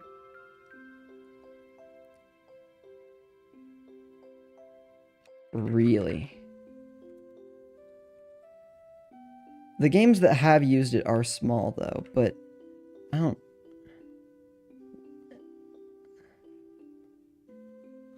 The games and things that have used it are somewhat small though. I don't know that I don't know that I really want to take that name from them. And it may make marketing more difficult if there are 2 games with that name.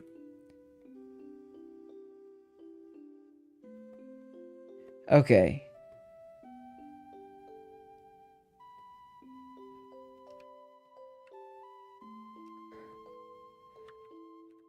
Soulscape.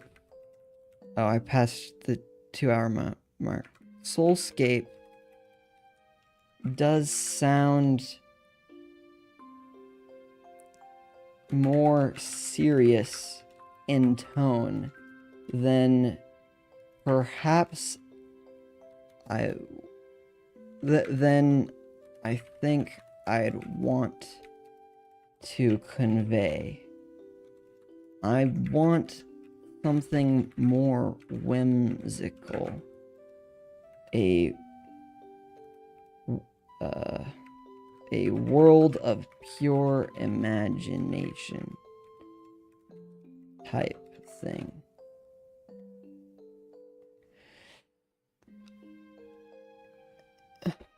And ideas for that include... So...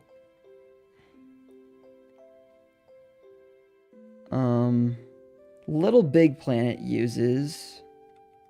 Little Big Planet... What is it? The Imagosphere?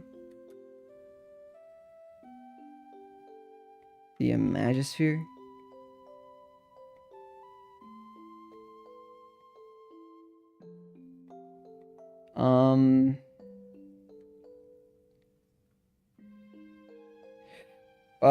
Which wouldn't work for me because it says sphere, and I want this to be more of an expanse. What else have we got? Don't I have a list somewhere?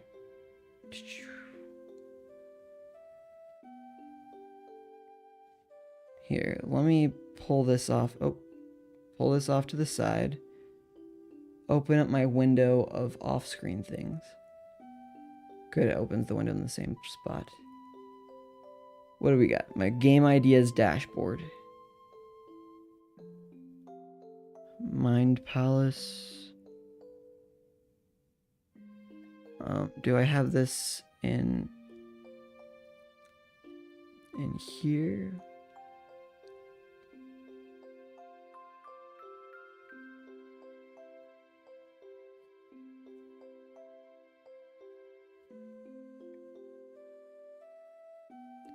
Oh yeah, here we are.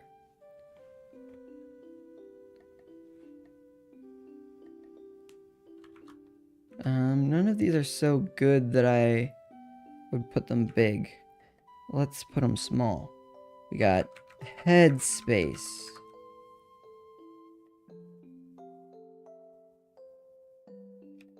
We got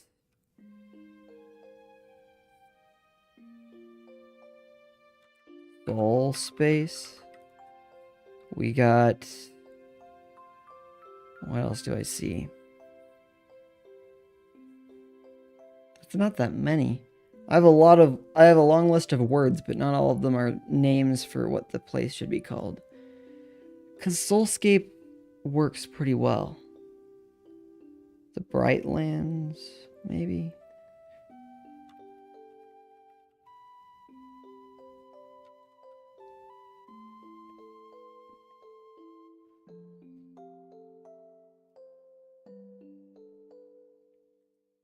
Something with realm in it. But what's more whimsical? World? Bright world.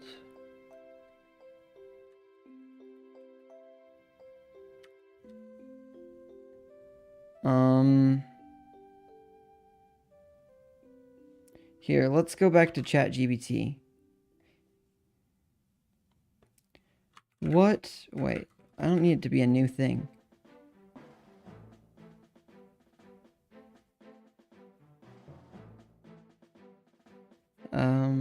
Probably not this one. This one.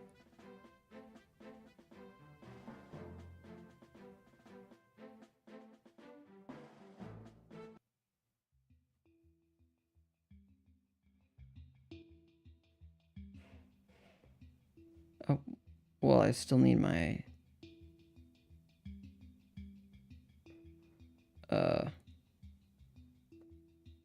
Oh, it is this one. It was just a different tab. I'm getting all confused. Okay.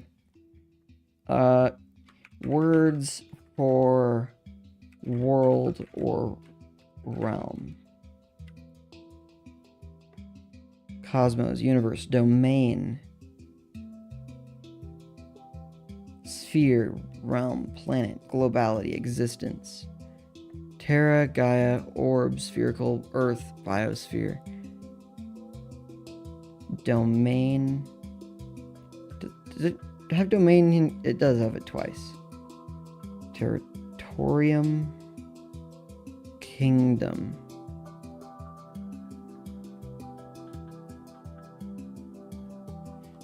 What's the etymology of kingdom? What is dumb?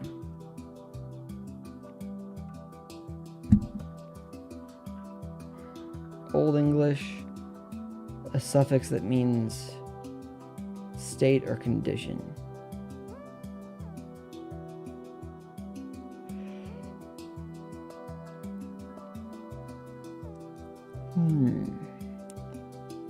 Realm or state. I mean, realm can still be whimsical if the thing that... Words for imagination, creativity, light, soul, and other related words. Can you do that? Creativity, innovation, ingenuity, vision, fantasy. Fantasy is an interesting one. This music is getting loud.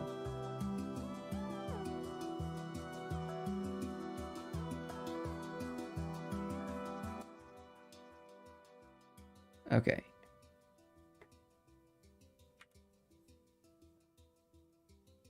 Okay, where... Oh, I was on chat. Okay.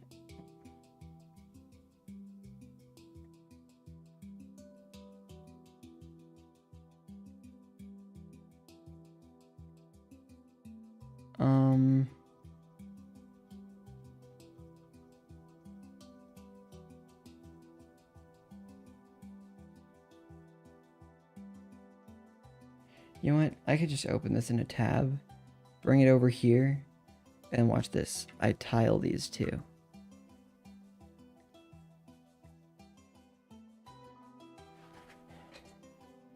And then I can full screen it, and they're both here. Sweet. Okay.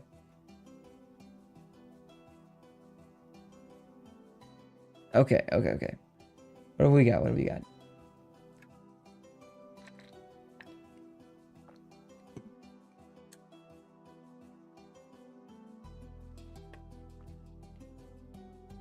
Dream.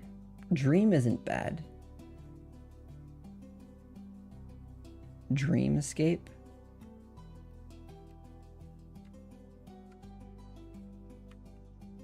Dreamscape. Ethereal. List more words like that, but are more fun or whimsical. I don't know if it's going to be able to figure that out, but oh, no, it just gave me a lot of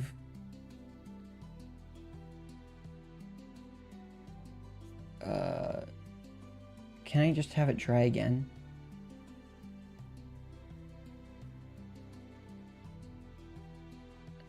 No.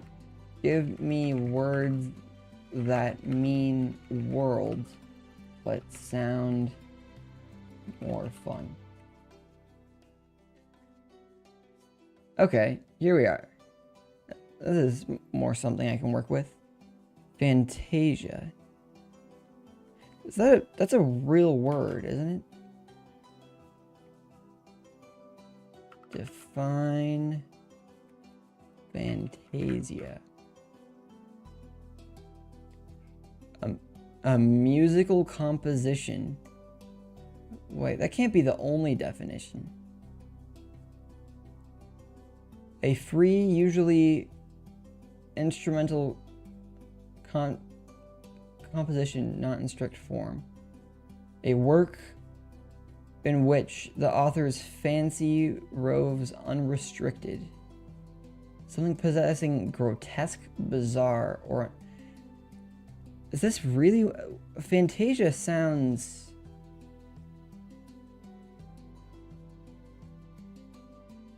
sounds way nicer to me. Oh wait, that's not my tab anymore, this is. What is Fantasia and what is it associated with?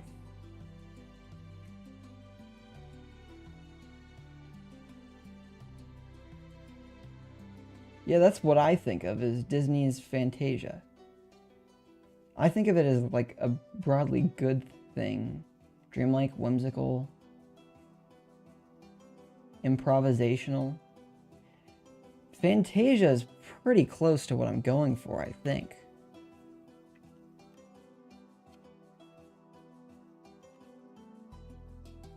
It looks like fantasy, but a place. How else could I do that?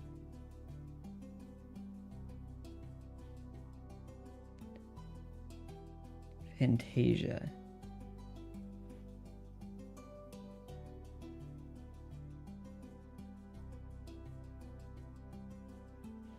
I could add like a prefix that makes it a good thing. Fantasia. That looks so weird.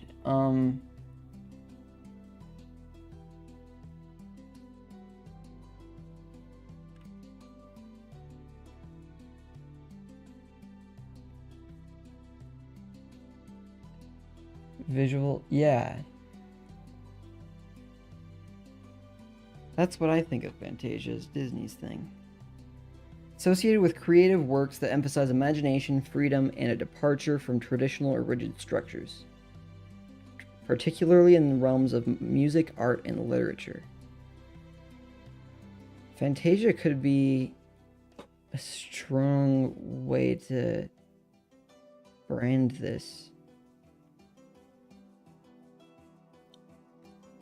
How would I do that?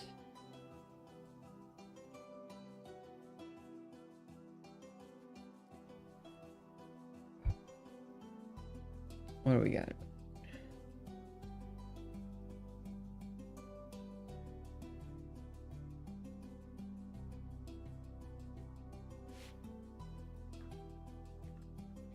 What prefixes or alterations could I add to the word Fantasia if I'm wanting to represent a video game world, a world where imagination, if I'm wanting to represent a world controlled by imagination.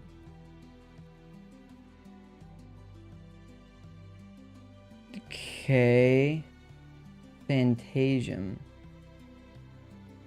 Wait a second. Define Elysium.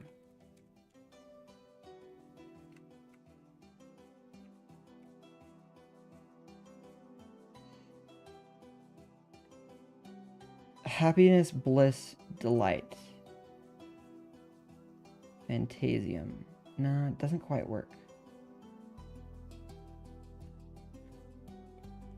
What's the etymology of Elysium?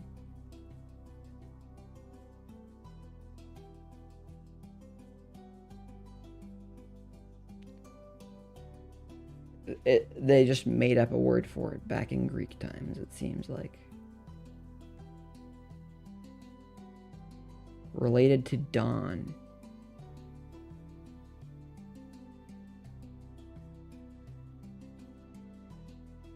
Dawn. Dawn is a good word. Let's add that over here to dawn.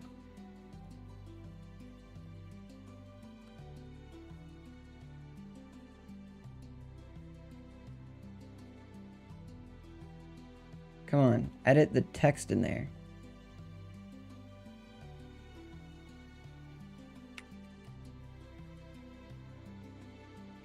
Huh. I just hit escape a bunch of times and something disappeared. Dusk. Okay.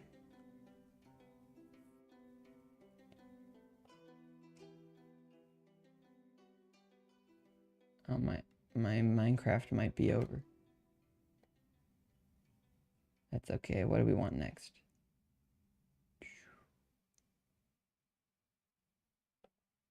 What's this one? Not quite, not quite. I mean, I probably got to wrap this up.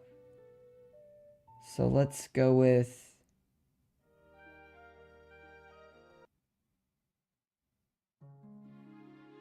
this one.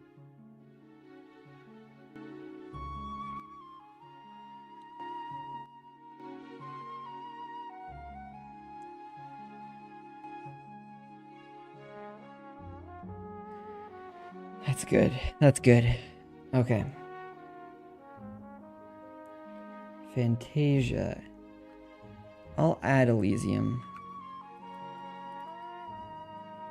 But for me, this isn't probably related to a blessed afterlife.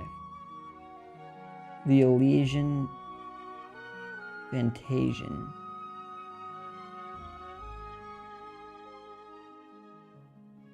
The Elysian Fields. Paradise-like realm in the underworld. Fantastiland. Imagisphere. It came up with that. Unless it just... Dreamtasia.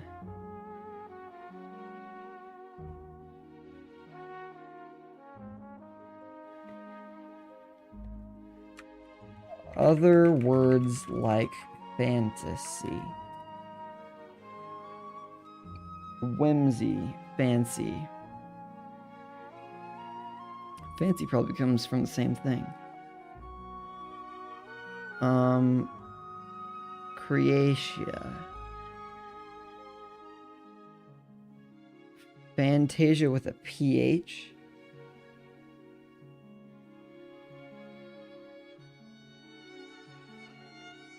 What if I just Google Fantasia? What comes up? Probably Disney's thing, right? Yeah. What about... What was the other thing I wanted to Google? Was I about to make... Oh, with a PH.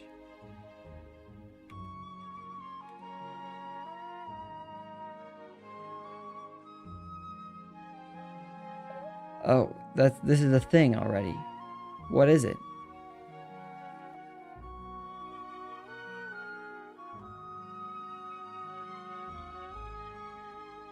There's a role-playing game.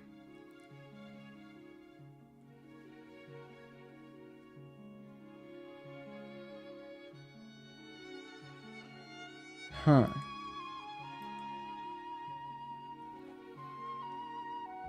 Mystique Vision. Vision is a good one, related to a lot of things here. Visium. Is Visium something? Visium.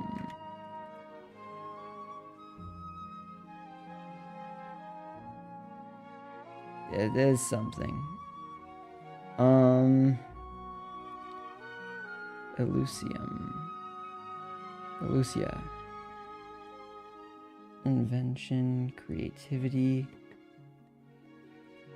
Give me words like creativity. Ingenuity, inventiveness, originality, artistry. Vision, inspiration. Wait, I remember the etymology of spiral being cool.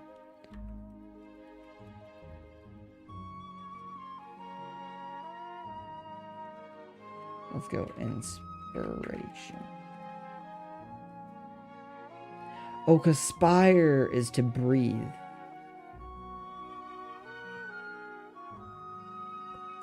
So, to inspire is to give someone breath. Wait, what was that? Altruism? Altrusia? Altrusium? Inspirasia. No.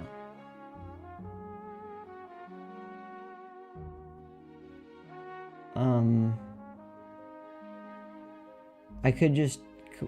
It could end with spur. S-P-I-R.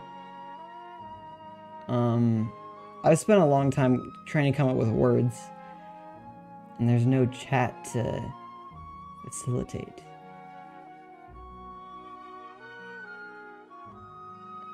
I probably should be done. But if I hadn't streamed today, I might not have woken up until now. So this is still gained time. Working on the things that I want to work on. Pneuma is another word that means breath or soul.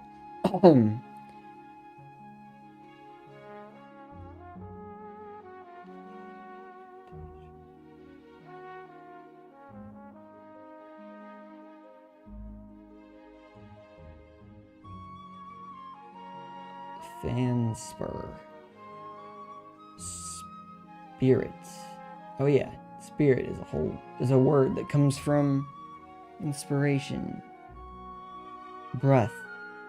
It's so cool to me that breath in different religious and other contexts was associated with breath.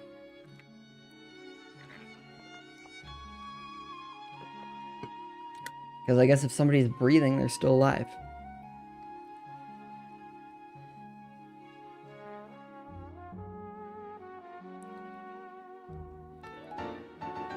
Sonata, you're here. I was just getting stuck on the name for this world that I've created. If Soulscape is taken. What is Soulscape taken by again? Soulscape, it's a bookstore and on Steam. Which, let's see, on Steam, 43 reviews. It looks like somebody's passionately made indie game. Which, I probably don't want to take. Yeah, look at that. That's pretty sick. Bizarre World and defeat eldritch demons in your stylish wheelchair. That sounds rad. I don't want to take their name.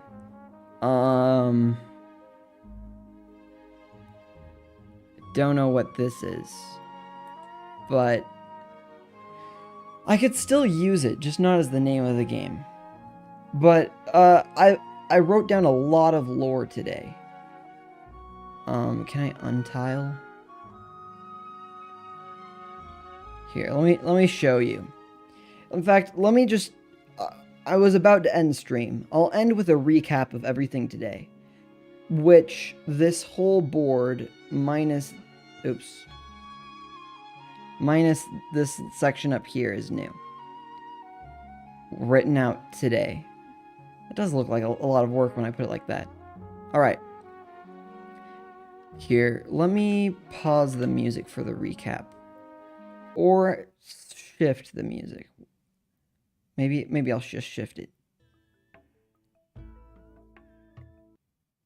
That's not bad. I've heard that one a lot of times, though. Let's go to my playlists. Which one's locations extended and which one's not? This one's not extended. Oh, those are really short. Neutral locations extended. Oh, okay, let's go to what? Farron Woods?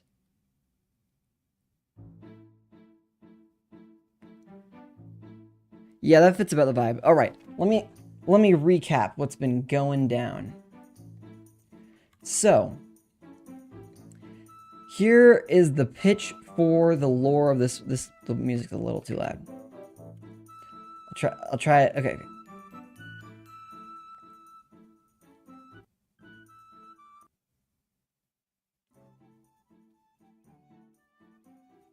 Okay, how loud does that look to you guys?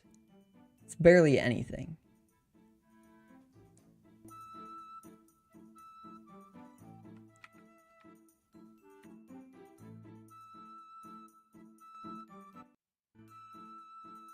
Just like 1 pixel. There we go. No, that's still... Okay. I don't know. This music tends to take my attention. Oh, I think that's perfect. That's perfect. Okay. I'm sorry. I get obsessive about these things. Okay. The pitch for the lore. In this world, one's imagination becomes reality through the strength of one's light, which is powered by their hope and honor. I have more definition of that over to the right. An opposition to this light has emerged and is corrupting planets with fear and hostility. Let's see. I'm going to say in another world. In another world, one's imagination becomes reality through the strength of one's light, powered by their hope and honor. An opposition to this light has emerged and is corrupting planets with fear and hostility. Save planets from corruption, make them your home, and become more powerful together. So, the gist is, let's see, I wrote it over here. Freeing planets from darkness. Think Twilight Princess, where you're clearing areas of Twilight. If you've played that game. And in this light, I'm trying to make it this like the power that comes from positivity. Basically, in fact, I'll write this down too. All right. Let's see. Basically, I want this to be analogous or comparable to light and positivity in the real world and how that is powerful for doing good. Something cheesy like that. comparable positive, wait, positivity. Okay, there we go. So this is, so in another world, or in this world, one's imagination becomes reality through the strength of one's light. I could clarify that better. Through the strength of one's light. An opposition to this light has emerged, and it... Let's see. Powered by... I spent a lot of time on this earlier, but... altruism. Powered by their hope and altruism. An opposition to this light has emerged and is corrupting planets with fear and hostility. Save planets from corruption, make them your home, and become more powerful together. And become more powerful with friend... it's good enough. It sounds cheesy or whatever, but it's fine. Then I have some elaboration on that. Let's see. This is more of like a note for the game. Let's see. So there's several elements to this. I'm talking about a world that you enter and you can build whatever you want. It's a world of your imagination, except your power and influence there is governed by your light, your love, your self-sacrifice, happiness, sharing of that happiness with others, cooperation, hope, creativity, goodness, honor, integrity, etc. So, in the lore of the game, being a good person makes you more powerful, which, in my personal beliefs, is true in real life, that there is power that comes from this goodness. And I want to gamify that somehow. Some parts of that I can gamify, some parts of that I think I can only lorify. Put it into the lore.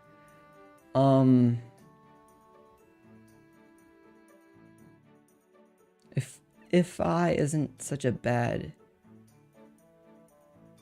thing. Okay, so, and then I have an explanation of these worlds. They may be more detailed than what we need to go into now, but I will... like, happiness, because hope, I'll put hope instead here. Hope is a source of superpowers. Hope and happiness are hard. This gives me freedom and flexibility to incorporate mental health strategies and learnings into my game, which I think could be really cool. I really love the way that Celeste did that. With how it was a fun game, and it taught you that failure was okay. So, this is kind of what I'm wanting to work with. If I can basically, with this lore, make it so I teach strategies for happiness, like gratitude, and strategies for hope, and I can make multiplayer be about the relationship you have, because that also increases your happiness. So multiplayer becomes an important aspect of the game, because relationships are an important aspect of hope. This is what I've been working on. I've been trying to make a world where that hope is powerful. Kind of like, a little bit like Star Wars did it. But I think I can... If I finish that sentence in a way that I could, I'm trying to make something better than Star Wars in this aspect. Which, of course, saying better than Star Wars in any way is a little bit crazy. And I am a little bit crazy, so I might be the perfect person to try and make something like this. Because...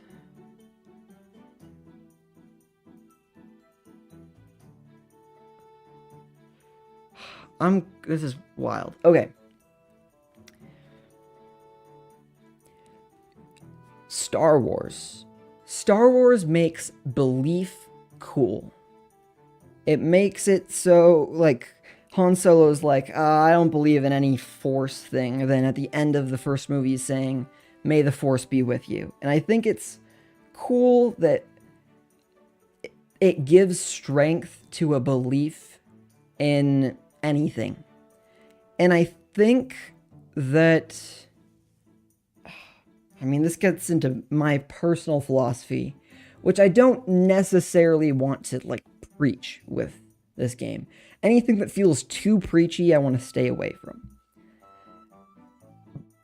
Mostly, I think the belief in people, the belief in humanity's good is something that I think that I would be comfortable pushing without it feeling too, like, religious or anything. I don't want it to feel too religious in the sense of it, like, pushing people away from things. I want this to feel like belief is good in the sense of people are good and we can believe in them. Which I think the word hope kind of works better for a lot of that. Yeah. You're on the same page? Like, there's a... I have to be careful because anything I do, any steps I take too far in one direction could alienate people in the other direction. And if what I want to do is unite people, show that we are on the same page, even in all of our different religions or beliefs or pessimism or optimism, that there is hope and there is something powerful when we're together, those are the kind of ideas that I think I can make, that I want to infuse this game with. Because those are things that I strongly believe. And here's the trickiest part. Take Celeste, for example. If we're making Celeste operating on the idea that failures are good because you learn from them and they lead you to succeed. If you don't know Celeste, it's a really challenging game where you die a lot. You die a lot, but you respawn right next to where you die, and then you try and do the same jump challenge each time, and you learn each time you die. And the game's story is about success through failure. The game story is about overcoming anxiety, and that failure is okay, and that failure is what leads you towards success. The point I'm trying to make is that I believe that failure leads you to success is a true principle. And that instead of telling you that that principle is true through the game, it shows you by letting you fail and letting you learn. The principle is true, so the game works, which is incredible. I think that that is an amazing and impressive way to build a game. Because games as an interactive medium are the only things that can teach you something in that way. Books can be really good too. I've read a lot of books that have helped me learn things because I see that things are true through the character's perspective as they grow, as they develop. Video games are the only way that you see it in yourself.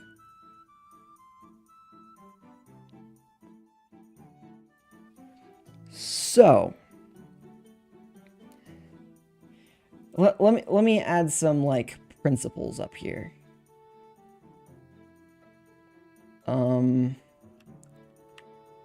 I got so passionate about that speech that because of my fibromyalgia or POTS or whatever, my face and hands are numb. That's just a me thing.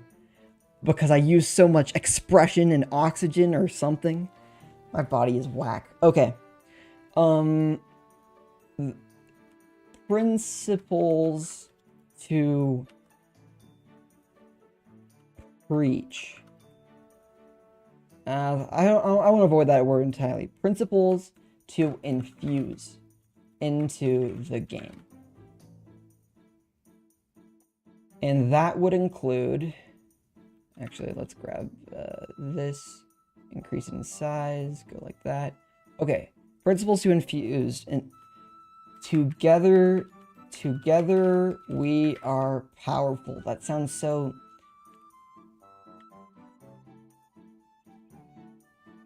Okay. Yeah, together... Make it cheesy. What do I care? Together, we are more powerful together. We are more happy. We are, I could say happier. Happier. Relationships make us happier. There is nuance there. Because, I mean, if you identify as an introvert, that doesn't... It's not necessarily that spending lots of time around people makes you happier, but that having relationships with people makes us happier. There's research into this that I would want to go more in depth on and make sure I really understand the research of it. Let's see. Gratitude makes us happier. I don't know exactly how I would put that into the game. I could literally have the game ask you for you write... I could integrate a gratitude journal into the game. That might be a bad idea. And it might... it would have to be... Here, I'll write it right here. Skyward Sword with the gratitude crystals. I guess that's what I get for playing Skyward Sword music. Okay. Let's see. So... Gratitude journal integrated. Wait. Integrated goes at the beginning. Integrated gratitude journal. The music was unrelated. Let's see. You do make a good point. Integrated gratitude journal. Make it optional. Many wouldn't like it, but some may enjoy its presence. And then let me add,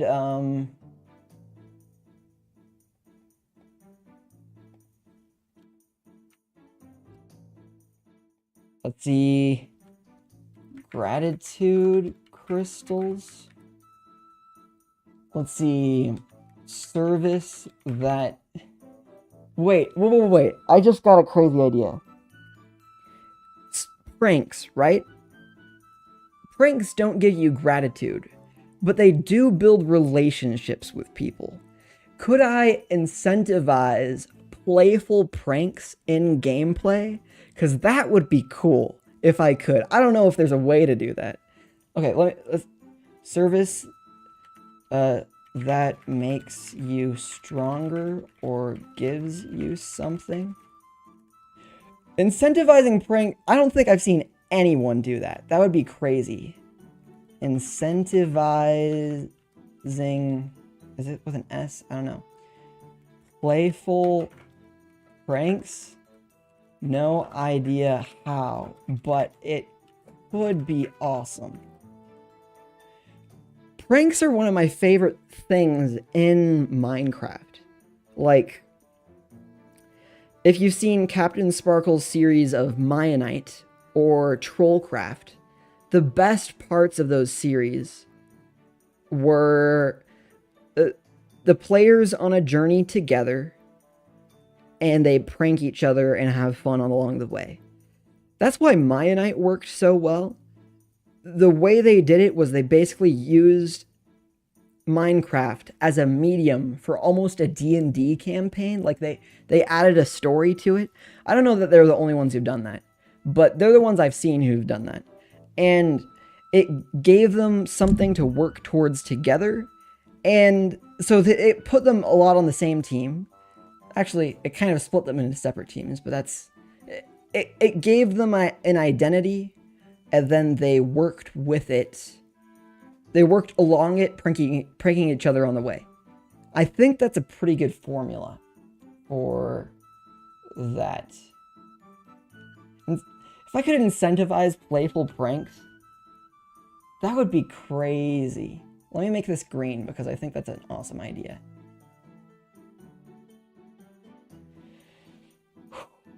We've filled up this section quite a bit today. Oh, I said I'd stop at 2 hours. It's almost at 3 hours now. This is making me want to add you to the team for your game? What? You're working on a game too, Sonata? Did I know this? I remember that you streamed, but I don't know... Oh, my hands and face are still numb a little bit. Paresthesia. You should. It's one of the things I stream. Well, I am looking to build a team. I say that... I hesitate as I say that. Oh, I should add a border to this.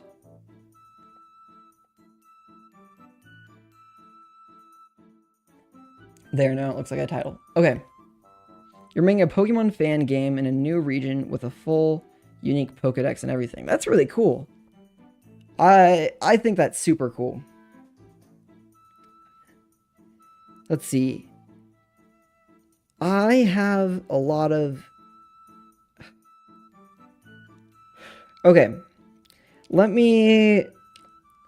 So, do you remember... You might have tuned in to those streams for a second. When I was doing game dev streams a bit ago, I took a break from this, and I started working on something for a portfolio, so I could get into the game design emphasis that I want to get to at my college, at my university. I thought my portfolio looked pretty good. I sent it in at the end of last semester. I just got word back that I did not make it into the program. Not because of my portfolio. They said my portfolio looked good. But because of my grades. I don't have any bad grades, but I have a couple of incomplete grades. All 3 of the classes I took last semester, I had to take an incomplete, and so I could get more time to finish them. And so... because of that, I couldn't get into the program I wanted. Well, I can apply twice. I can apply twice to this program, so it's not the end. But that does say to me that perhaps I need to spend more time on schoolwork and less time on the projects that I want to do. Which is a really unfortunate conclusion. But as I was trying to wake up this morning,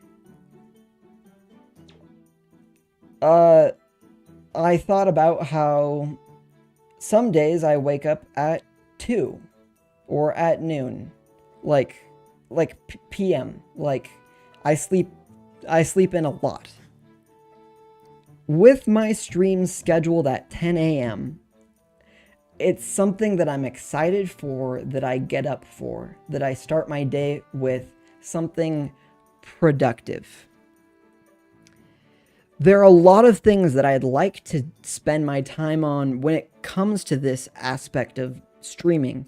I'd love to edit more of my videos. I'd love to actually be building this game and working on it. Though it is important to have the groundwork before I work on it. And I'm told that the first game I make will fail. So I need to make a small game that learns me stuff, teaches me stuff, so that I can make this game. Because this... like, I'm not even sure that I'd want to make another game. Like, this is what I'm working for. This is where I feel that my skills can be applied in a way that brings some kind of good to the world. Which is, yeah, my personal philosophy, whatever. This is what I'm trying to do. This is what I'm excited about. This is more or less why I'm going to school, is so I can build the skills to be able to do something like this.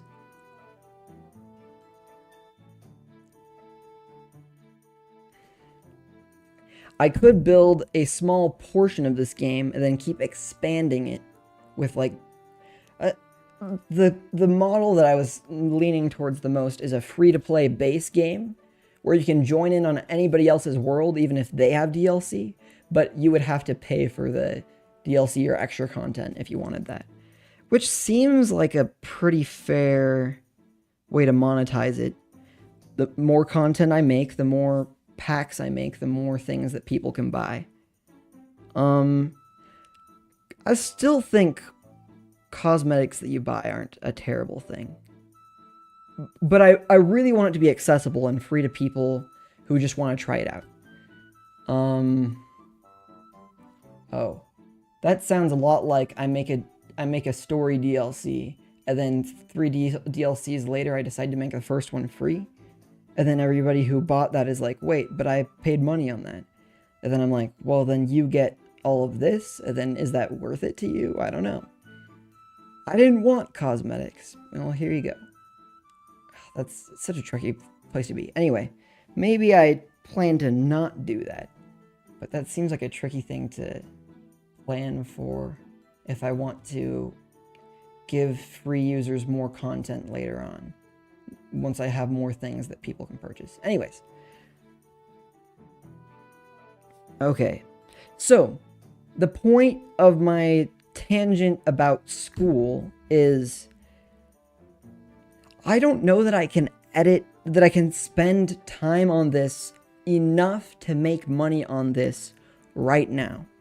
If I don't work over the summer, if I don't do the job that I applied for, or if I don't do it that much, I could spend more time focusing on this, but even if I don't make that much money at that job, because of how little I'm able to work, I don't know that I can turn this into a profit over the summer, just from YouTube and editing. I'm a slow editor right now. What I would like to do, see, this is where I came to all of this. A team for your game, a team for my game. I would love to have somebody else edit my videos. I do think I'm good at editing. I am very slow at editing at the moment. I could probably practice and get better, but I'm not exactly telling you that. Yeah, I wasn't assuming that you had. But I'm at college right now, which is a great place to find a team to work on things. So So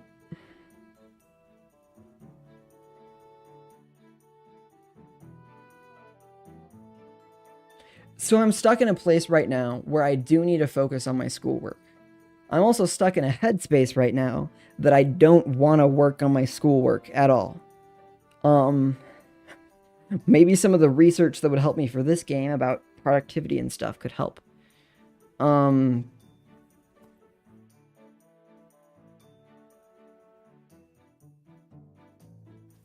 Is my heart...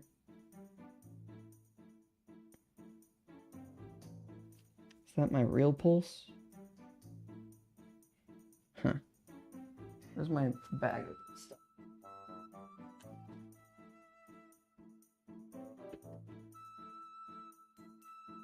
Anyway.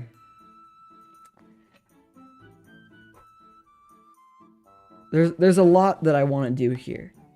And I'm unfortunately not in a position where... I mean, I'm just not... Oh, is this out of batteries? It is out of batteries. If I plug it in, does it work?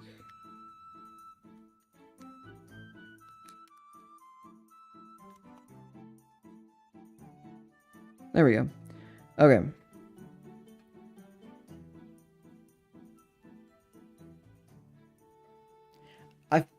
I'm held back by my current abilities because the first game I make isn't going to be a good one. Probably. Well, I've made prototypes before, but I've never finished. I mean, if you call my prototype finished, like I knew when to stop, because I realized that the game mechanic wasn't going to turn into a full puzzle game. It was just fun for a minute. Maybe... I mean, if I try to build parts of this game, I'm obviously going to learn about how to make those parts better.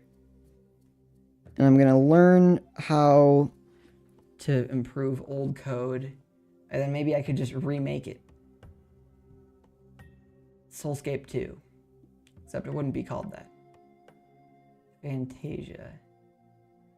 Elysium. Oh yeah, that's where you caught me when you entered. Was I was just trying to come up with names for it, which I don't need to do right now. But of course, I was on a tangent looking at etymologies of words, because I like to. Because this idea is so profoundly like personal and important to me, I do want to get it right. Yeah, okay. I was right about my heart rate a little bit. At 104 beats per minute, it's a little weird. Tachycardia. That's the word for heart beating fast, I think. But I'm sitting down. I thought that happened when I stood up. I'm crazy, man. Okay. 94. We're okay. We're okay. And yes, I do just have a heart thing. Here, let me show the camera. It was out of batteries, so I had to plug it in. Gives me my... It's like you go to the doctor and they stick the thing on their finger. I have one of those, and it's green because I like green. I don't know how accurate it is. It's probably not good enough to do like a heart rate monitor for like stream or something. If I wanted to play a scary game with my heart rate on the screen. I do think that's kind of a fun gimmick. Anyway, I think it's time for me to wrap up. It's been 3 hours, and according to my streaming schedule, that's how long I stream. I would like to share this Miro board so that you guys can view it and not edit it. Oh. Wait, is this actually possible? Whoa, wait. Control-Shift-N goes to a new window.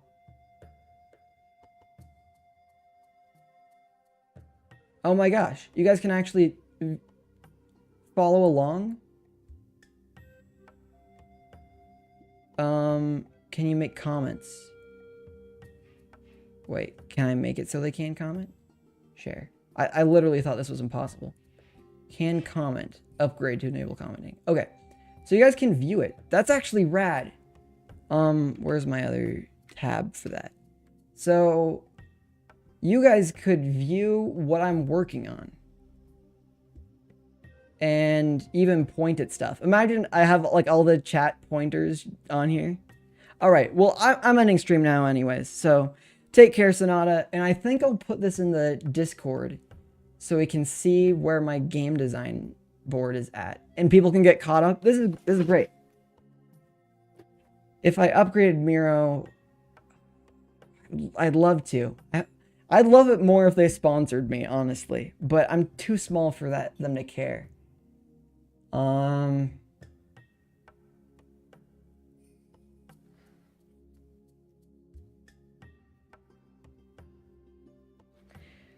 Could still send them an email, but anyway. All right, I'm gonna wrap up stream. Thank you all for coming. Thank you all for watching. If this ever makes it to YouTube, or if you're just watching the VOD, I'm impressed. You watched 3 hours, or maybe you skipped through it, but that's pretty cool. You're pretty cool. I'm excited about this project, and I will keep working on it as much as I can, despite school both being in the way and what I need in order to get better at these things. But I don't want to lose track of this and let it fade. So that's what I'm doing. I'll share that board with you guys on Discord, and I think that'll be fun for you guys to see through, and I will see you all later. Thank you so much for tuning in, and I'll say goodbye for the third time.